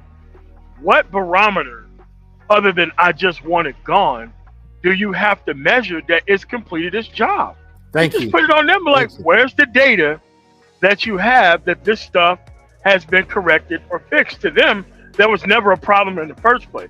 Right, it was okay with it the way it was. Well, that goes to the old lady's point about she felt embarrassed. Lady, what's wrong with you? You know, but let's continue real quick. Clarence Thomas is like the perfect example. You know, great example. I love things is when I did my research. I love the fact that Clarence Thomas information is out there where he actually used. Yes, he did. There was the person who's voting it down as well. Like, typical. Hold on for a second. Worst conservative ever. Hold on. Optics behind it are so horrible today. Affirmative action accomplished its purpose. Why do we still see the disparities that? That's for black children and black families. I mean, taking for them. Something I think that this conversation illustrates is that, like, affirmative action is literally the very morphed into something else. So what started. Clarence Thomas is like the perfect example. You know, regardless of what you think about him, he was able to get to Harvard because of affirmative action. Because, you know, it focused on finding people that were, again, like just overlooked for those. But things ended up changing. It morphed into something else. So what started out as a good program of giving all black people or people with a lesser chance or lesser opportunity, it started out as that, and then it morphed it, and I'm not sure who morphed it, but it's your argument. Right. This is crazy. This is crazy. Now, Man of Tomorrow, remember I'm working in clips, so I'm going to have to clip some of this stuff. So if you're right, Man of Tomorrow is her argument, and you and I, as long-term black conservative, we don't understand why she's going to say it morphed, but then she don't know who morphed it. Yeah, that's an asinine statement. You might as well stay on mute, because you're making the speech with no evidence. But let's hear in full what she has to say. They morphed into, okay, so now we have to have one black, one Hispanic, one this, one that. That's not how that works. Sniped. Alan B. And it just shows how much she, as a black woman, don't really know. It's like the TV must have taught her or something. But let's hear what Alec educates her. She's never had white people around her to do this. Never had it. Talk to the corporations, talk to the people who hire, talk to the board members who say we need to have a woman on the board, we need to have a black on the board, we need to have a Latina, a Latinx, whatever on the board. So it morphed from helping us into now tokenization. Yes. So you have to have one of this, one of that. Well, when you start. So what she wants is there to be no people on there at all, because to your point, Man of Tomorrow, you didn't say this, so I'm kind of remixing what you said. She offers no measuring stick of excellence, and then it goes back to Jacob's point. It'll be back to the old boys club where you're only hiring the people who look like you. So she has no solution. She wants to remove it just for the sake of removing it. Yeah, which is your point. And it's like, okay, if I'm more qualified, and I've personally had these discussions with people in medical. If you need people for your medical records department, and you're only hiring women for the past 3 years, why are there no guys working here? Oh, they don't want the job. Okay, because Mr. Research has some power, we're going to pull these HR records. We have over 200 dudes applied to this place in the past 2 or 3 years. Why did you just lie and say that nobody's applying? That's where the EEOC complaint would actually. Right. Yeah. Right. Actually, and this first thing gonna do is pour them records. And this is the argument that these people pull out. And to your point again, these type of people are worse than the hood dudes a lot of times. Way worse. These are the black gatekeepers that keep black people out. Yes. It's so freaking unnecessary to say this police type of rhetoric. But let's see what protect their own tokenization. To protect their own tokenization, they will hamstring hundreds of black people just to keep their position. Right. When it doesn't even matter if they do it that way. So hold on. Let's get her argument. Because you and I have worked around Indians that don't know shit. Are they tokens? Asians that don't know shit. Are they tokens? So it just seems like her and these other three, they only want to police black people. Only, exclusively. Because tokenization is even before I start working. One guy is from LSU. He's a manager and he graduated from LSU. Damn near 80% of his department is from LSU. Is that tokenism? This shit is just crazy. Let's see what Alex says though. With a country where people only hire you if you're white, that's necessary. I love the fact Alec brought it back to employment. Yes. It should have stayed there. These people avoided Alec's question. And I know that you said that it started good and then ended whatever. And I don't think that affirmative action was perfect by any measure, but we still see really, really bad inequality. So if you're going to get rid of affirmative action, what's the replacement? the repeal and replace of Obamacare all over again. Look, let's see what her response is. And see, here's the funny thing. You and I, as conservative, we don't agree with these three people because these people are Reaganites. They're just saying what the TV told them. Yeah. Oh, let's see, but let's see what her response is. Meritocracy. Is people need to. She just said meritocracy. What? She just said meritocracy. A meritocracy was economic sanctions and keeping your ass out of everything. That's what a meritocracy was. This lady is a poison to the community. And then she doesn't. Then she turns to, why are they letting the youngest guy in the room do the most talking? He's not even well versed. Not even educated. Hold on for a second. Let's hear it. No meritocracy in this country. You look at Elon Musk. He's destroying Twitter. There's no meritocracy. That's the. Alec keeps killing these people. Well, first thing I want to bounce back to is it's not a myth that there are like minorities that are being put into colleges that they're not. Now he's back on education again. Yeah. Isn't this a trip? Yeah. The black conservatives on this panel are avoiding all of Alex, and I'm saying this, man, tomorrow for the sake of the clip that I'm clipping these things. But they are running from all of the employment stuff and going back to the school. This is how I know they were taught. Because they are not able to stay on the topic that Alec keeps presenting. Let's see what he says, though. Not ready for. If you look at a lot of these top universities, including Harvard, Yale, etc., you're going to see a lot of minorities on academic probation because they are being placed in universities that they are not ready for. They are not. Boy, this is so sad. So what he's saying is the affirmative action is granting people into places that they're not ready for. This is all police talk. So here's my question that I would ask to him. So for the Asians people, for the Asian people who are on the same type of probation, are you gonna try to label them as the same thing? Because for whatever reason, you seem to have all this angst toward people who look like you without any actual connecting evidence. You're making statements about it. Somebody tripped over a potato. Well, it's because the black folks wasn't ready. Somebody had to pay more in tuition. It's because the black people don't need it. It's like everything the three of you guys are saying is a put down, and you don't even have the evidence to support the statement that you make. Hold on, man, tomorrow. Let me let this play. Not cut out for that just yet. And it even just makes sense if you look at how much they have to achieve in order to get there. Asian students on average have to score 450 points higher than a black student in order to get in the same university. So if you think of the universities that have courses, etc., that grade on a curve, you can only have so many people with an A. Wait a minute, hold on. I think he just lied because somebody put a different stat. Hold on. Whoa. Asians will need 140 stats higher than whites. No, 450 points higher. What he said.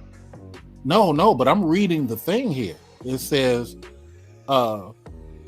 Asians will need 140 stats higher than whites.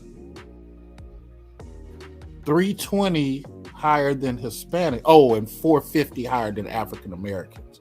Okay, I see. Okay, all right. So here's the thing. Here's the thing that people have to take in mind before you listen to this. Education is intentions. Employment is outcome. Right. If you have a disparity in outcomes, it's not about education. It's about whether you have the education or not, and your ass still ain't getting hired. That's the outcome portion of it. So it's not even about education. Because you can be educated at a lesser school, still have the same thing. Because like in Colorado, if you graduated from Colorado State or went to CU, there is no employment process for you. They see that you graduated from there, screw all these applicants, you getting hired. That's the way it is in different metro areas. So hey, look, and that's the way it should be. Got to take care of their people. Let's continue with this though. You can only have so many people with an A, so many people with a B, etc. So that means that the bottom percentile is going to fail. Who is most likely, just based on logic, going to be the ones failing? It's going to be the people who didn't have the credentials to get there in the first place. And then I have to bounce back to. I want to get you on that point, because I would posit that the people who are least likely to have good outcomes in an academic setting are those who have to work 2 jobs, are those who have to drive there from home because they can't. He got him again. Yeah. You can't label it. Yeah, you can't label it a black thing. You have no evidence to label it a black thing. And he's going back to Destiny's point. You're talking about upbringing. You're talking about surroundings. So how did you get it to a black thing? But let Alec finish this, and then we'll let you go, MOT. Afford a dorm are those who have to go into crippling financial debt. These are and have other stresses in their life. They can't afford a doctor. They can't afford a dentist. They can't afford anything. I had to do so that too, though. Those are the That's people. not just black people. It's not just. But it's. There we go. if look, even if before we hear from Alex, even if I agree with her, then why didn't she tell him that isn't just black people? The other guy, because that's the other guy's argument. But hold on. Overwhelmingly, straight numbers, there are more white people in poverty than black people. If you look at these guys are defending white people like a mug, but I'm not mad at them. Do your thing. Wrong numbers. They don't need to be defended. Numbers. The issue is poverty in general, though. I don't think it's like who's in poverty. It's like poverty sucks. Maybe we should make college free, and maybe we want to have affirmative action wouldn't be that necessary. Yeah, because the reality, the reality, college is only expensive because they keep changing the books. Yeah, I mean, tuition itself is one thing. But the constant changing of these expensive ass books every 4 months is fucking ridiculous. And once you look at the German system of actual education that's actually free, how they have better outcomes for everybody and all this kind of shit, and they just don't have the history of economic sanctions against specific groups of people. Well, you know, we had like the Hitler thing, but like outside of that, they've never had to. But America is built on economic sanctions against very specific people. It's built on that. It's built into it. So interesting. Let's hear it. Oh man, I keep doing that dumb shit. I think as president, certainly to uplift. He looks at all. The issue is poverty in general, though. I don't think it's like who's in poverty. It's like poverty sucks. Maybe we should make college free, and maybe we want to have affirmative action wouldn't be that necessary. And it'll get even more ghetto. What? What? Did you just what? Yes, I did. Like, dude, I swear, man. You need to have white people in a room only talking to black people. But it's overwhelmingly. Straight numbers, there are more white people. It's not just. But it's overwhelmingly. Straight numbers, there are more white people in poverty than black people. If you look at the raw numbers, but if you actually understand what you're talking about. No the issue is poverty in general, though. I don't think it's like who's in poverty. It's like poverty sucks. Maybe we should make college free, and maybe we want to have affirmative action wouldn't be that necessary. And it'll get even more ghetto. If you have the 3 black people said it'll even get more ghetto and laugh. Not them. Not them. Not the not white actual people. White people. That's crazy. Like this type of black conservatism is like parody of whiteness. It's more racist than the racist, to be honest. Yes, and it's so pretend. it makes white people feel uncomfortable because this is how they think, but it's in their mouth, and it's. They should keep having these style of conversations when bring these black conservatives forward. Well, what I'm going to do, I'm going to try to do a GoFundMe to have a part 2 of this out here in the Bay Area. But you know what's sad about this? I could see, because I had a white guy tell me one time that he heard a black person demolish his own culture. And he said, man, that plantation really must have hurt your people. Because when you see somebody do this type of stuff, you could tell it's trauma. Yeah. And now that these people are doing okay, they're more apt to sit up here and say something disrespectful about our culture than the white people are. It's crazy. Let's continue. Freely. program that says if you are under a certain income level, this is how we'll help you.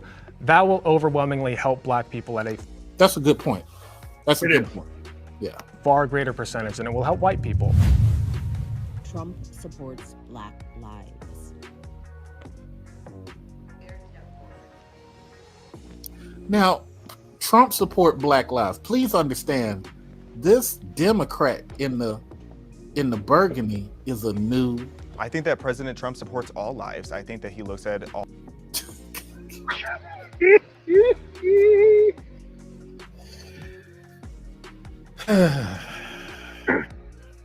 All American citizens as equal. I don't see him doing anything that would make you feel like he does not support Black lives. That's of course going to lead into. So the question is, Black lives. So the question is, he supports Black lives, and your answer is, I don't see anything to show that he doesn't support it. Now this goes MOT to your point. If you're not good enough to be on the panel, you gotta excuse yourself. This shit is ridiculous. Go ahead. But here's the other thing. It allows him to ask a question from ignorance, and it allows everybody else to bring him up to speed without him getting to take the responsibility of knowing anything or having the responsibility of knowing anything and being on the panel. So what it does is like, oh, okay, well, I don't know. Well, why don't you just fill me in? I'm like, at some point, we don't need to fill you in. We just don't need to have you here. Hey, look, that's indicative of a lot of panels that I've been on. Like, Yeah, dude, yeah. I'm not here to. This ain't a teaching session, bro. I mean, Man. you know, hey, look, especially when I be in other spaces, and they be like, "Well, give me the link. Give me the link, sir." I'm not going to stop the middle of The whole conversation. right to So that way you can link me to death. Like, come on. Yeah, to sit up here and do the work for you.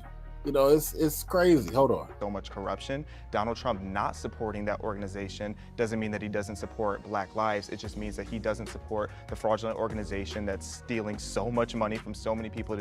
These dudes be adding these extra talking points that have nothing to do with the question.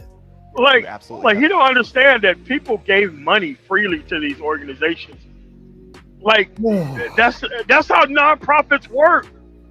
Nonprofit is it going around like Lex Luthering or like snatching people off the street and just emptying their pockets into that bank account? That's not what's going on here. And it's like they want to go after the nonprofit rather than address the issue that led to the nonprofit being actually formed in the first place. Right. Yeah. With it, nor does he support a destructive movement that is destroying cities, communities, lives, etc. So I don't see why someone would think that President Trump doesn't support Black lives. I've heard him say Educate he me. knows all the best Educate black me. people. He has all the best black friends. I do support black people all the time. So sorry, that was a very bad impression, but I don't think Donald Trump wants bad things to happen to black people. So in that respect, I think he does support Black lives, but the other side of that is he's. At least he explained his better. Yeah. I mean, Central Park 5, you know that little thing in the newspaper. Yeah. Nah, you know. Not really doing anything. He didn't do anything as president, certainly, to uplift black people. The economy affects black people. Yeah, I certainly disagree with. Now, this guy said the economy. And here's what's so funny. When people say that, I always ask them, so what policy did Trump pass that affected the economy? And he only did pass one thing. But most people can't say anything about that. And I try to tell them, you got to understand, Dick Cheney messed up the country. Obama did a lot of work to get it back to the way that it was. He passed a lot of policies, E-Verify, the darn putting drones out there to track down illegals crossing, just a lot of shit, right? That he don't get credit for. They don't get no credit for it. And look, I don't like Obama, but I am honest about the stuff he passed, man. And you had a guy on Jason Black read him like a shitload of stuff Obama passed. Oh my God! Yeah, I'm gonna post it on my this channel, this SEELAY TRAY Wild News channel, Mr. Research News. But yeah, he read Jason Black ass for that.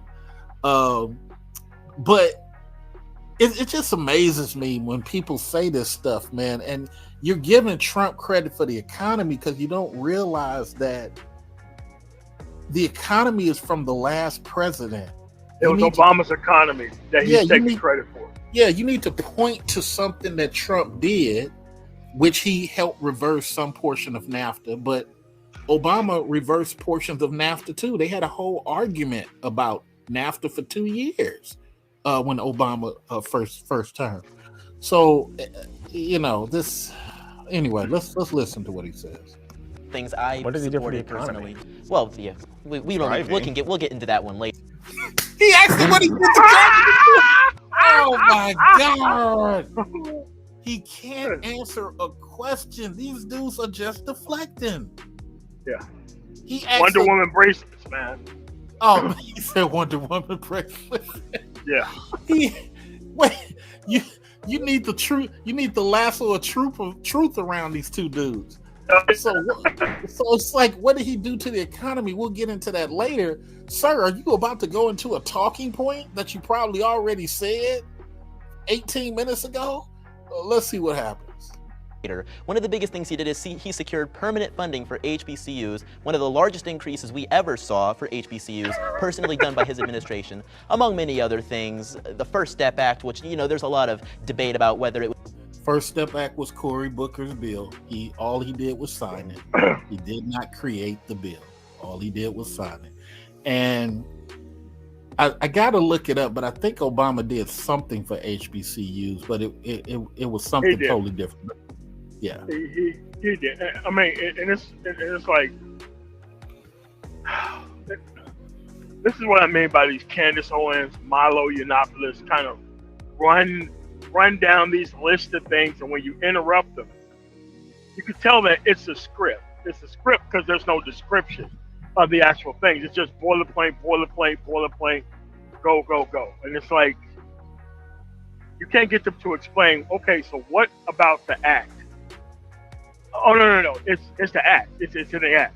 Like, there's no description of what they're talking about. It's all boilerplate, everything. Everything is boilerplate. And to be clear, Obama put in a 7-year course and invested more than $4 billion. What's the problem? You don't like the fact that it's over 7 years? Is that the issue? So I mean, but it can't be acknowledged because it's a Democrat who did it. It only matters when their people do it. Everything that happens on the other side, they don't acknowledge it. Like, this is the thing about this historically neutral type of argument that you have here. Okay, let me calculate this real quick, because this is strange to me.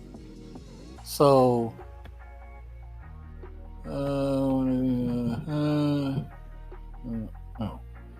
okay, yeah. So, $7 billion. Is it $7 billion or did I say 4? Oh, hold on. You said 4. Okay, $4 billion. So $4 billion over 7.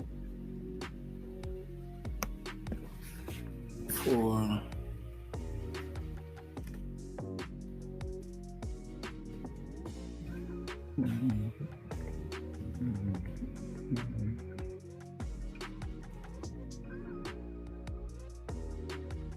I think I did $1 trillion, but I'll still be able to get it.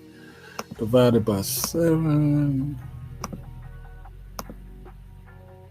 So that's still double what Trump is giving. What are they talking about? But the point is, that's still, this guy did it. Hold on. That's still a yearly of 571, and Trump only did 255. Crazy, really crazy. This, and you know what the real problem was? Obama, kind of like that comedy skit that Peel and what's the name? Obama should have had somebody speaking for him constantly. That's really what. Obama should have had a translator, a black translator. Well, let's hear what this guy has to say. This is hilarious. Was really the best thing to do, but that was definitely a kiss of love to the black race. Freeing Alice Johnson for menial drug crimes she committed in the past that had her locked up. She did not get to see her family. One person? Obama freed quite a few people, sir. Oh yeah. So that's crazy. Yeah, but that's not like, okay, I did say I agree, but I agree in the sense that Donald Trump doesn't literally want bad things to happen to black people, like I think a lot of conservatives do. So I think that he just says the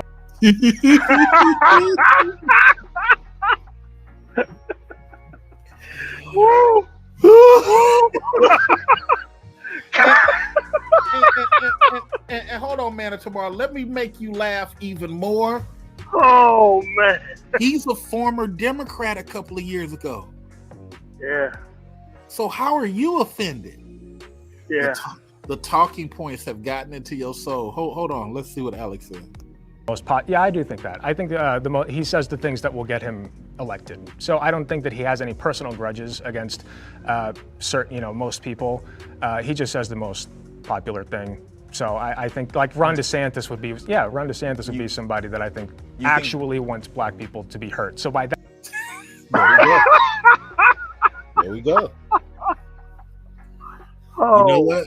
If I can reach out to Alec just to pay him to come on this show, probably with me and you, and have a interview, just a no-face interview with this guy. Can we find Alec? Jesus Christ. Because I feel his pain. I'm a conservative and I feel his pain. You're talking. Go ahead. But what they're saying is it's kind of like the police situation. People don't realize that along the same lines, you think you're hurting black people with these actual policies, they're going to turn around and do the same thing in these rural communities. Exactly. Like, people don't see that. They don't see that. Look, I got one better for you. What's to say that once Latins start doing Latin supremacy, that everybody ain't going to catch it? What's to say? You are relying on Latins to continue to be nice. You're relying on that. Mexicans don't like the fact they gave up California. What happens if it's a bunch of them here and they have more voting power than black and white combined? I would love to do a science fiction movie on that. The Latins take over, they create Latin supremacy, and they start subjugating the black and the whites. What about the Asians? Let the Asians take over. Same conversation. Asians take over, they're going to get subjugated. So this whole thing that people assume that times have changed is not a valid thing. Ain't no such thing as times have changed. We lost Manna tomorrow. I'm trying to see if he's going to come back. There's no such thing as times have changed, and you're fighting to destroy these policies and replace them with what? Welcome back, Manna tomorrow. Let's listen to what Alex says. That standard, yeah, Donald Trump supports Black lives by leaps and bounds. You think Donald Trump says the most popular thing? Yeah. Really? You don't? Unreal. It's crazy. Yes. Then why do so many people hate him? He got elected as president. Yes, he did. Yeah. He didn't win the popular vote. Sir. That doesn't matter. It's not rated off the popular vote, sir.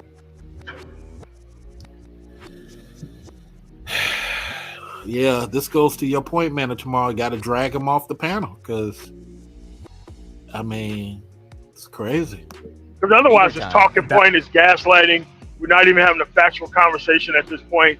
It's just a food fight at this point. Like, what are we doing here? It's just like you have to bring factual information here.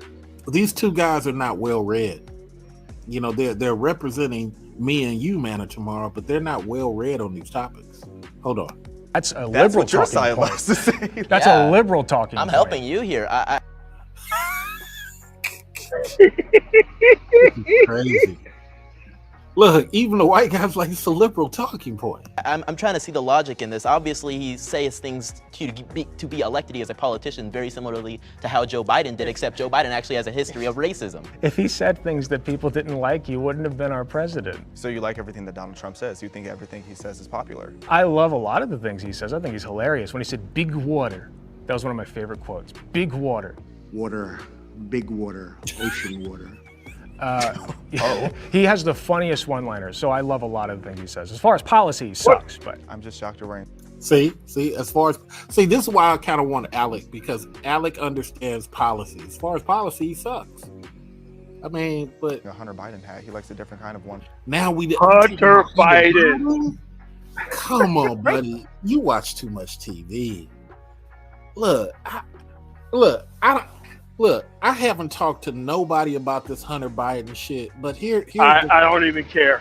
I don't They never care come up either. with conversation.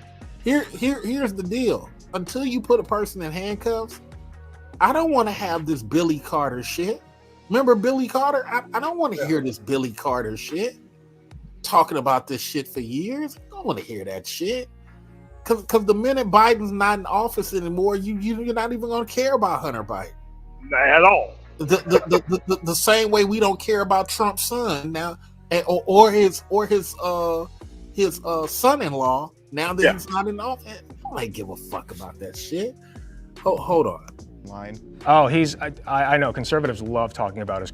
No, Coke. It's different. Coke, not. So here come the other people. Trump is less of the issue and more so the people that support him, like Die Hard. They facilitate that kind of like hate, I think, for a lot of people, not just black people. Why is she on the panel? I mean, we halfway into this thing, and I have no idea.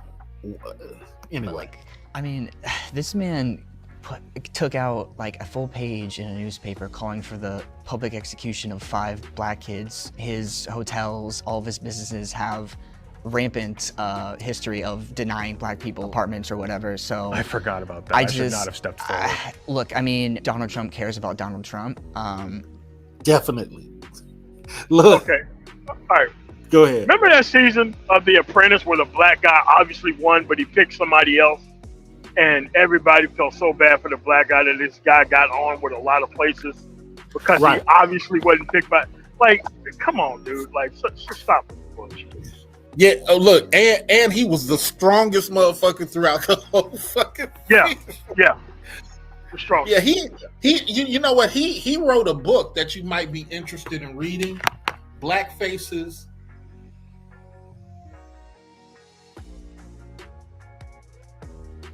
Corporate shit when you know darker skin. So shout out to that book. Let's hear some more of this. So I don't think he really cares about anyone, I guess, unless you're like super rich or whatever. When you look at his history on racial issues, whether it's the shithole countries comment, the plethora of comments he made about Mexican people, just the comments he's made about Muslims, the idea that Trump cares at all about some particular racial minority, I think is a little bit silly. I think Trump will say whatever he needs to say to rile up his base and to get elected. I don't necessarily think those statements come from a place of hatred. I don't think he was ever saying specifically, oh, if you pray 5 times a day towards the east or towards Mecca based on wherever you are, you're a bad person. I think he was saying if you like to fly planes into towers or behead people or throw people off of buildings, maybe you're not the most virtuous person out there. I supported Trump because he made the economy good. And so the economy then impacted black people, white people, Latino people, it impacted everybody. But Trump, you see how he she didn't think keeps avoiding the specifically, question? I don't think, about black people. He thought about himself, and he thought about how can I make America great for me, and making and I thought, you know what, I'm gonna go with this guy, and the reason I'm gonna go with this guy is because if he can make America great and he can make that it rise for everybody, I'm gonna benefit from that. So that's why I went, and that's why I voted for him. That's why I supported him. How does that specifically benefit black people? Again, everybody keeps catching these conservatives. Shout out to Bloodsport. He says the young guy Chandler speaks like a Larry Elder. But here go Jacob catching Renee. Everybody keeps catching these people. These people are making speeches that make no sense. I swear. Me and making him and I thought, you know what, I'm gonna go with this guy, and the reason I'm gonna go with this guy is because if he can make America great for and he can make that it rise for everybody, I'm gonna benefit from. What does that mean? What policy is that based off of?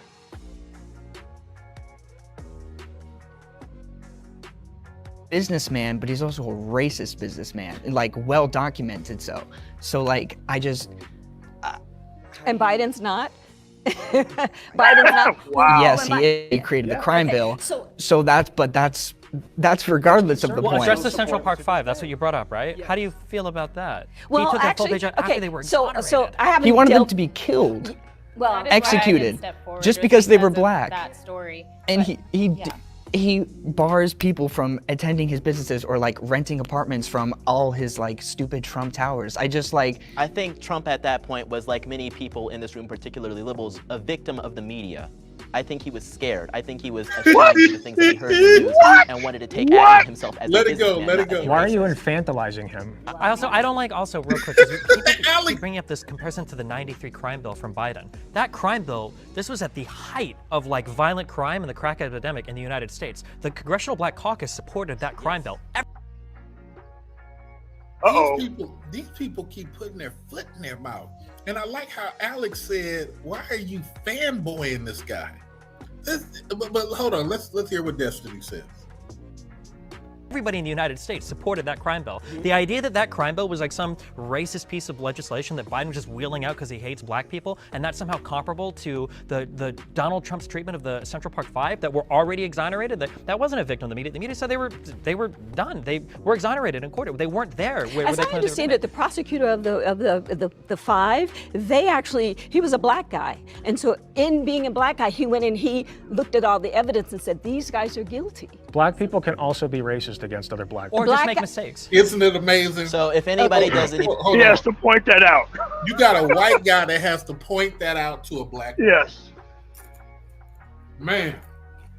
She's not even making a point. She's just like, well, he's black too. And like, guess what?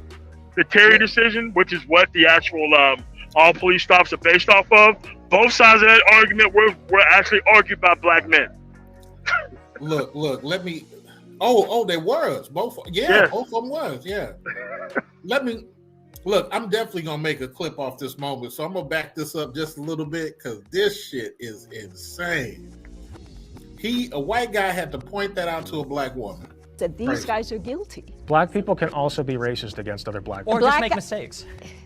So if anybody does anything you disagree with in regards to the Central Park 5, even if they themselves are a black person, they're just a self-loathing black person, they're just a racist black person. If they disagree that with me, they're prosecutor racist. was doing his job. That's my policy. If they disagree with me, they're racist. I think Trump has shown a history of ignorant at best and racist at worst behavior. I didn't vote for him or Hillary because I just don't see him as a conservative hero. I don't even think he's a conservative. Honestly, he's not. Say it again. He's Say not. it again. Fake conservative. I voted Trump in 2016, just so you all know. So I'm just saying. So I need you to elaborate on if people disagree with you, they're racist. This dude gets triggered so easy. He's capping, man. He's gaslighting you. Watch. It's just in general. I was just kidding. He's just yeah. You never know. Just like One the of those hat. kind of moments. Sorry if I triggered you. I'm sorry. You made No, a I'm not point. triggered. I just You made a need to know. point Okay. a couple minutes back where you said he just kind of says these things to rile up his base. Why does he need to do that at the expense of black people then? He doesn't do that at the. I am a member of his base, and I'm sitting there like, oh man, this is amazing. And I don't know, you can call me self-loathing, you can call me self-hating, so you're you can call me saying calling racist. for the public execution of 5 black men that were exonerated to When rile has he up done his that base. during the campaign trail? He didn't do that. Thing, in New York, it's feeling everything bad. Steve said about the comments about Muslims, the comments about Mexican immigrants. Why does he never need... about Mexican immigrants, never about Muslims, about terrorists and about criminals and rapists. These are very important delineations to make, and if you believe I that think what you were fed the media understand, about, or oh, it's I all think Mexican immigrants, I think it's more of you being, oh man, these poor Mexicans, they need to be supported. It's more of that savior complex. Wow, What was we're the back rationale again. behind axing or trying to ax DACA? These people were registered with the federal government, they were in school. They were doing everything that they needed to do. They had no home elsewhere. They were brought into this country as minors. Like, what's the explanation for that? I think that requires more nuance. Like I mentioned before, I think there were some for their people. education. I think Why there would were you some wanna pay people for that? feeding him bad policy advice, thinking, "Oh, this will be really good for your base," and he's doing a lot as a Just president. infantilizing That's okay. him. That's okay if we feel that way. But So, at the end of if I take responsibility for something, if I say he has responsibility for something, well then you're right. But if I'm saying, well, maybe there are some people around him advising him falsely, Dude, it's infantilizing. He him. was the president. There's no good way. He to do called this the for him. shots. But if someone was What about are you to- talking about? The only path forward to solving illegal immigration starts with amnesty for everybody here. The reality is there's some 10 to 15 million illegal immigrants here. We're not deporting them all. With the people who are already here, that's a lot more of a messy, nuanced conversation. But as far as people coming in, I do think we need stronger borders and actual like vetting happening. And I just want to say, in Ronald Reagan's day, he was given the promise. He said, look, if you go ahead and you pass this particular bill, we'll give these people amnesty and we're done. And it didn't happen. We didn't. Illegal immigration continued even after Reagan already said we would give these people amnesty. Because he tripled the green cards in 1985, ma'am. Like, He's the one that initiated the shit, ma'am. I mean, Oh my here's what she God. doesn't get. Here's what she doesn't get. If Ronald Reagan had not have did that, there would be no Republican Party right now. Absolutely. Absolutely. Because to be honest, that's, the influx of Latinos went straight to the Democrats. Yeah. So I don't even understand what she's talking about. Boy, I tell you. But let's continue. I mean, but So that's why we get a historically burn up our butt, because he had already done it. Hopefully the devil's giving him amnesty.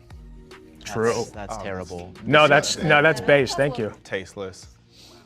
Wow. Ninth circle, baby. My political beliefs have changed from the past.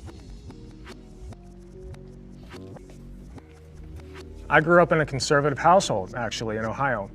And my parents were always pretty political, so I always stayed political. I was very religious as a teenager. Sometime during college and then afterwards, especially during COVID, my sister actually indoctrinated me into a more leftist position.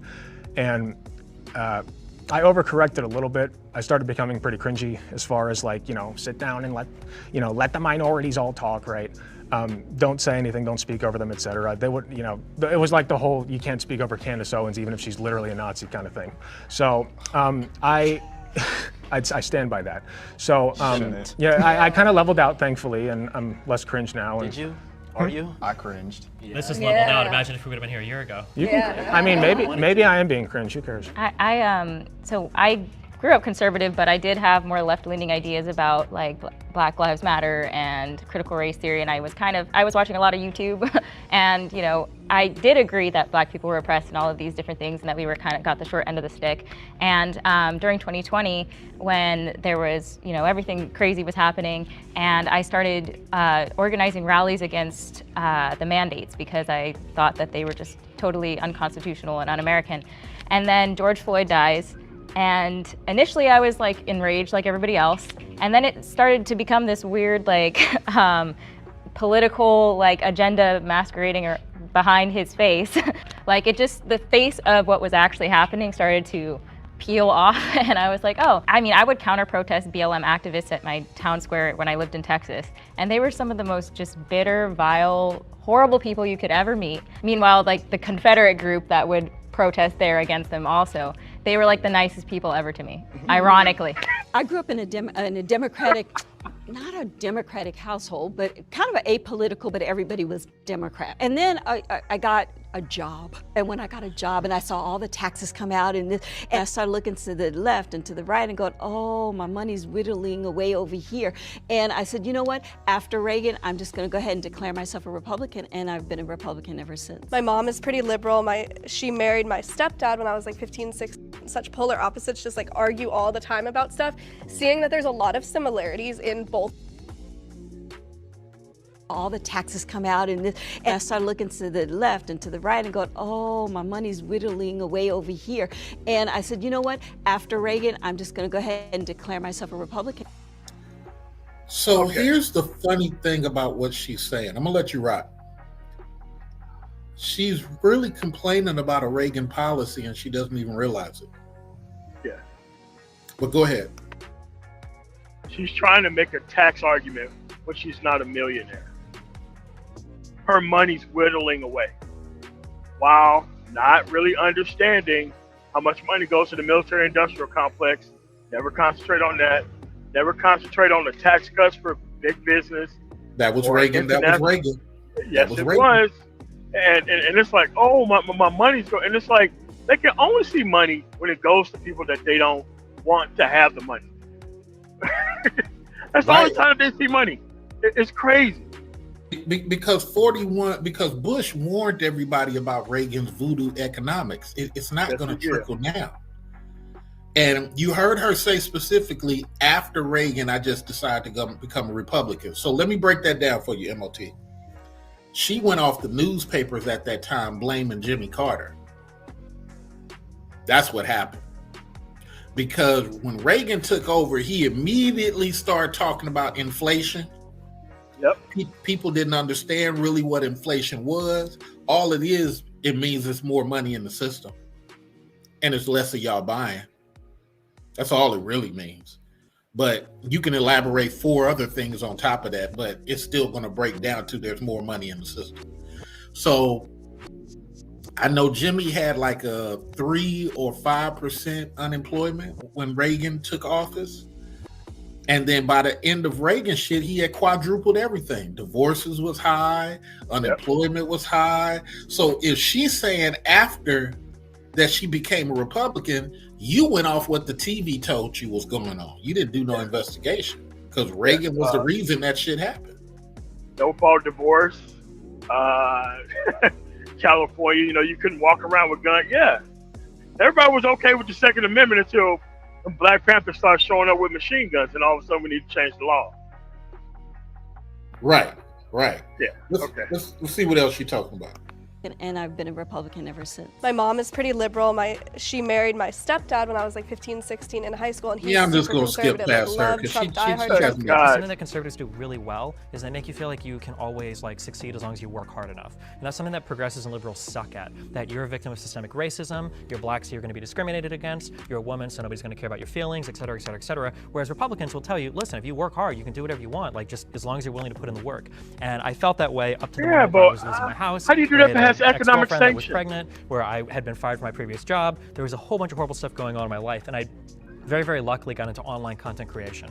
And from there, as I started to make more money, I started to pay more taxes. When I get older and I look at taxes that come out of my paycheck, I care a little bit, but it was just so funny to me that back when I was making $15,000, $20,000 a year, I'm like, I gotta vote for the lower tax bracket, blah, blah, blah. I'm barely paying any taxes anyways. And now that I'm older, if the government wants to take, a few, 10, 20, whatever, how many more thousands of dollars out. You just said you worked hard. I did, but I got very, very, very lucky doing so. Very lucky. Do you think it's just luck? It's not just luck, but the difference is that born into a wealthier family, you can make so many more mistakes in life. And when you're born poor, you get 1 or 2 before your life is over. And that's really sad to me. Yeah, so I used to be a liberal. I voted for Bernie Sanders in 2016, as much as I regret that now. My family was pretty left-wing. Some of the people in my family were radically left, would refer to white people as blue-eyed, red-headed devils, things of that nature. And as I got older, I actually started being really outspoken for BLM.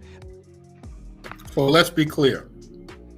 2016, he was not a Republican. Let him keep talking so he can hang himself. I was supposed to be on a reality show teaching people how to be a BLM activist. At the time, I did a deep dive on BLM and I started to realize all of these lies. So then I took a step back. I'm like, okay, what else am I being lied to about? And I started looking at the Democratic Party and questioning my own loyalty to being on the left. I personally think both sides tend to be racist in different ways. I don't think the government is on the side of the people in general, and that's just me being, a radical. When I was young, I used to jump for joy and say, oh yeah, Obama policies, dating all the way back to the 1800s. So they were the nicest people ever to me, ironically. I grew up in a Democratic. Amazing, he's the same color as me.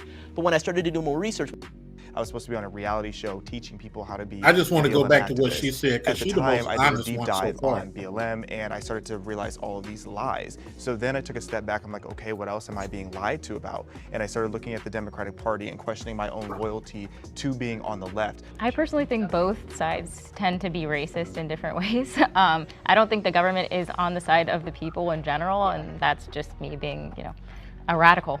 When I was young, I used to jump for joy and say, oh yeah, Obama, black president. Did he say when I was young? Yeah, still young, dude. So amazing, he's the same color as me.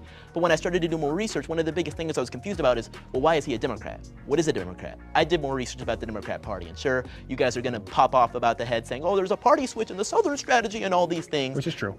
Which you may say is true. I don't believe it is true at all. You're wrong. Kick him off the panel. Get us Sandman Sims and get him out of there. At that point, Sandman Sims should come out there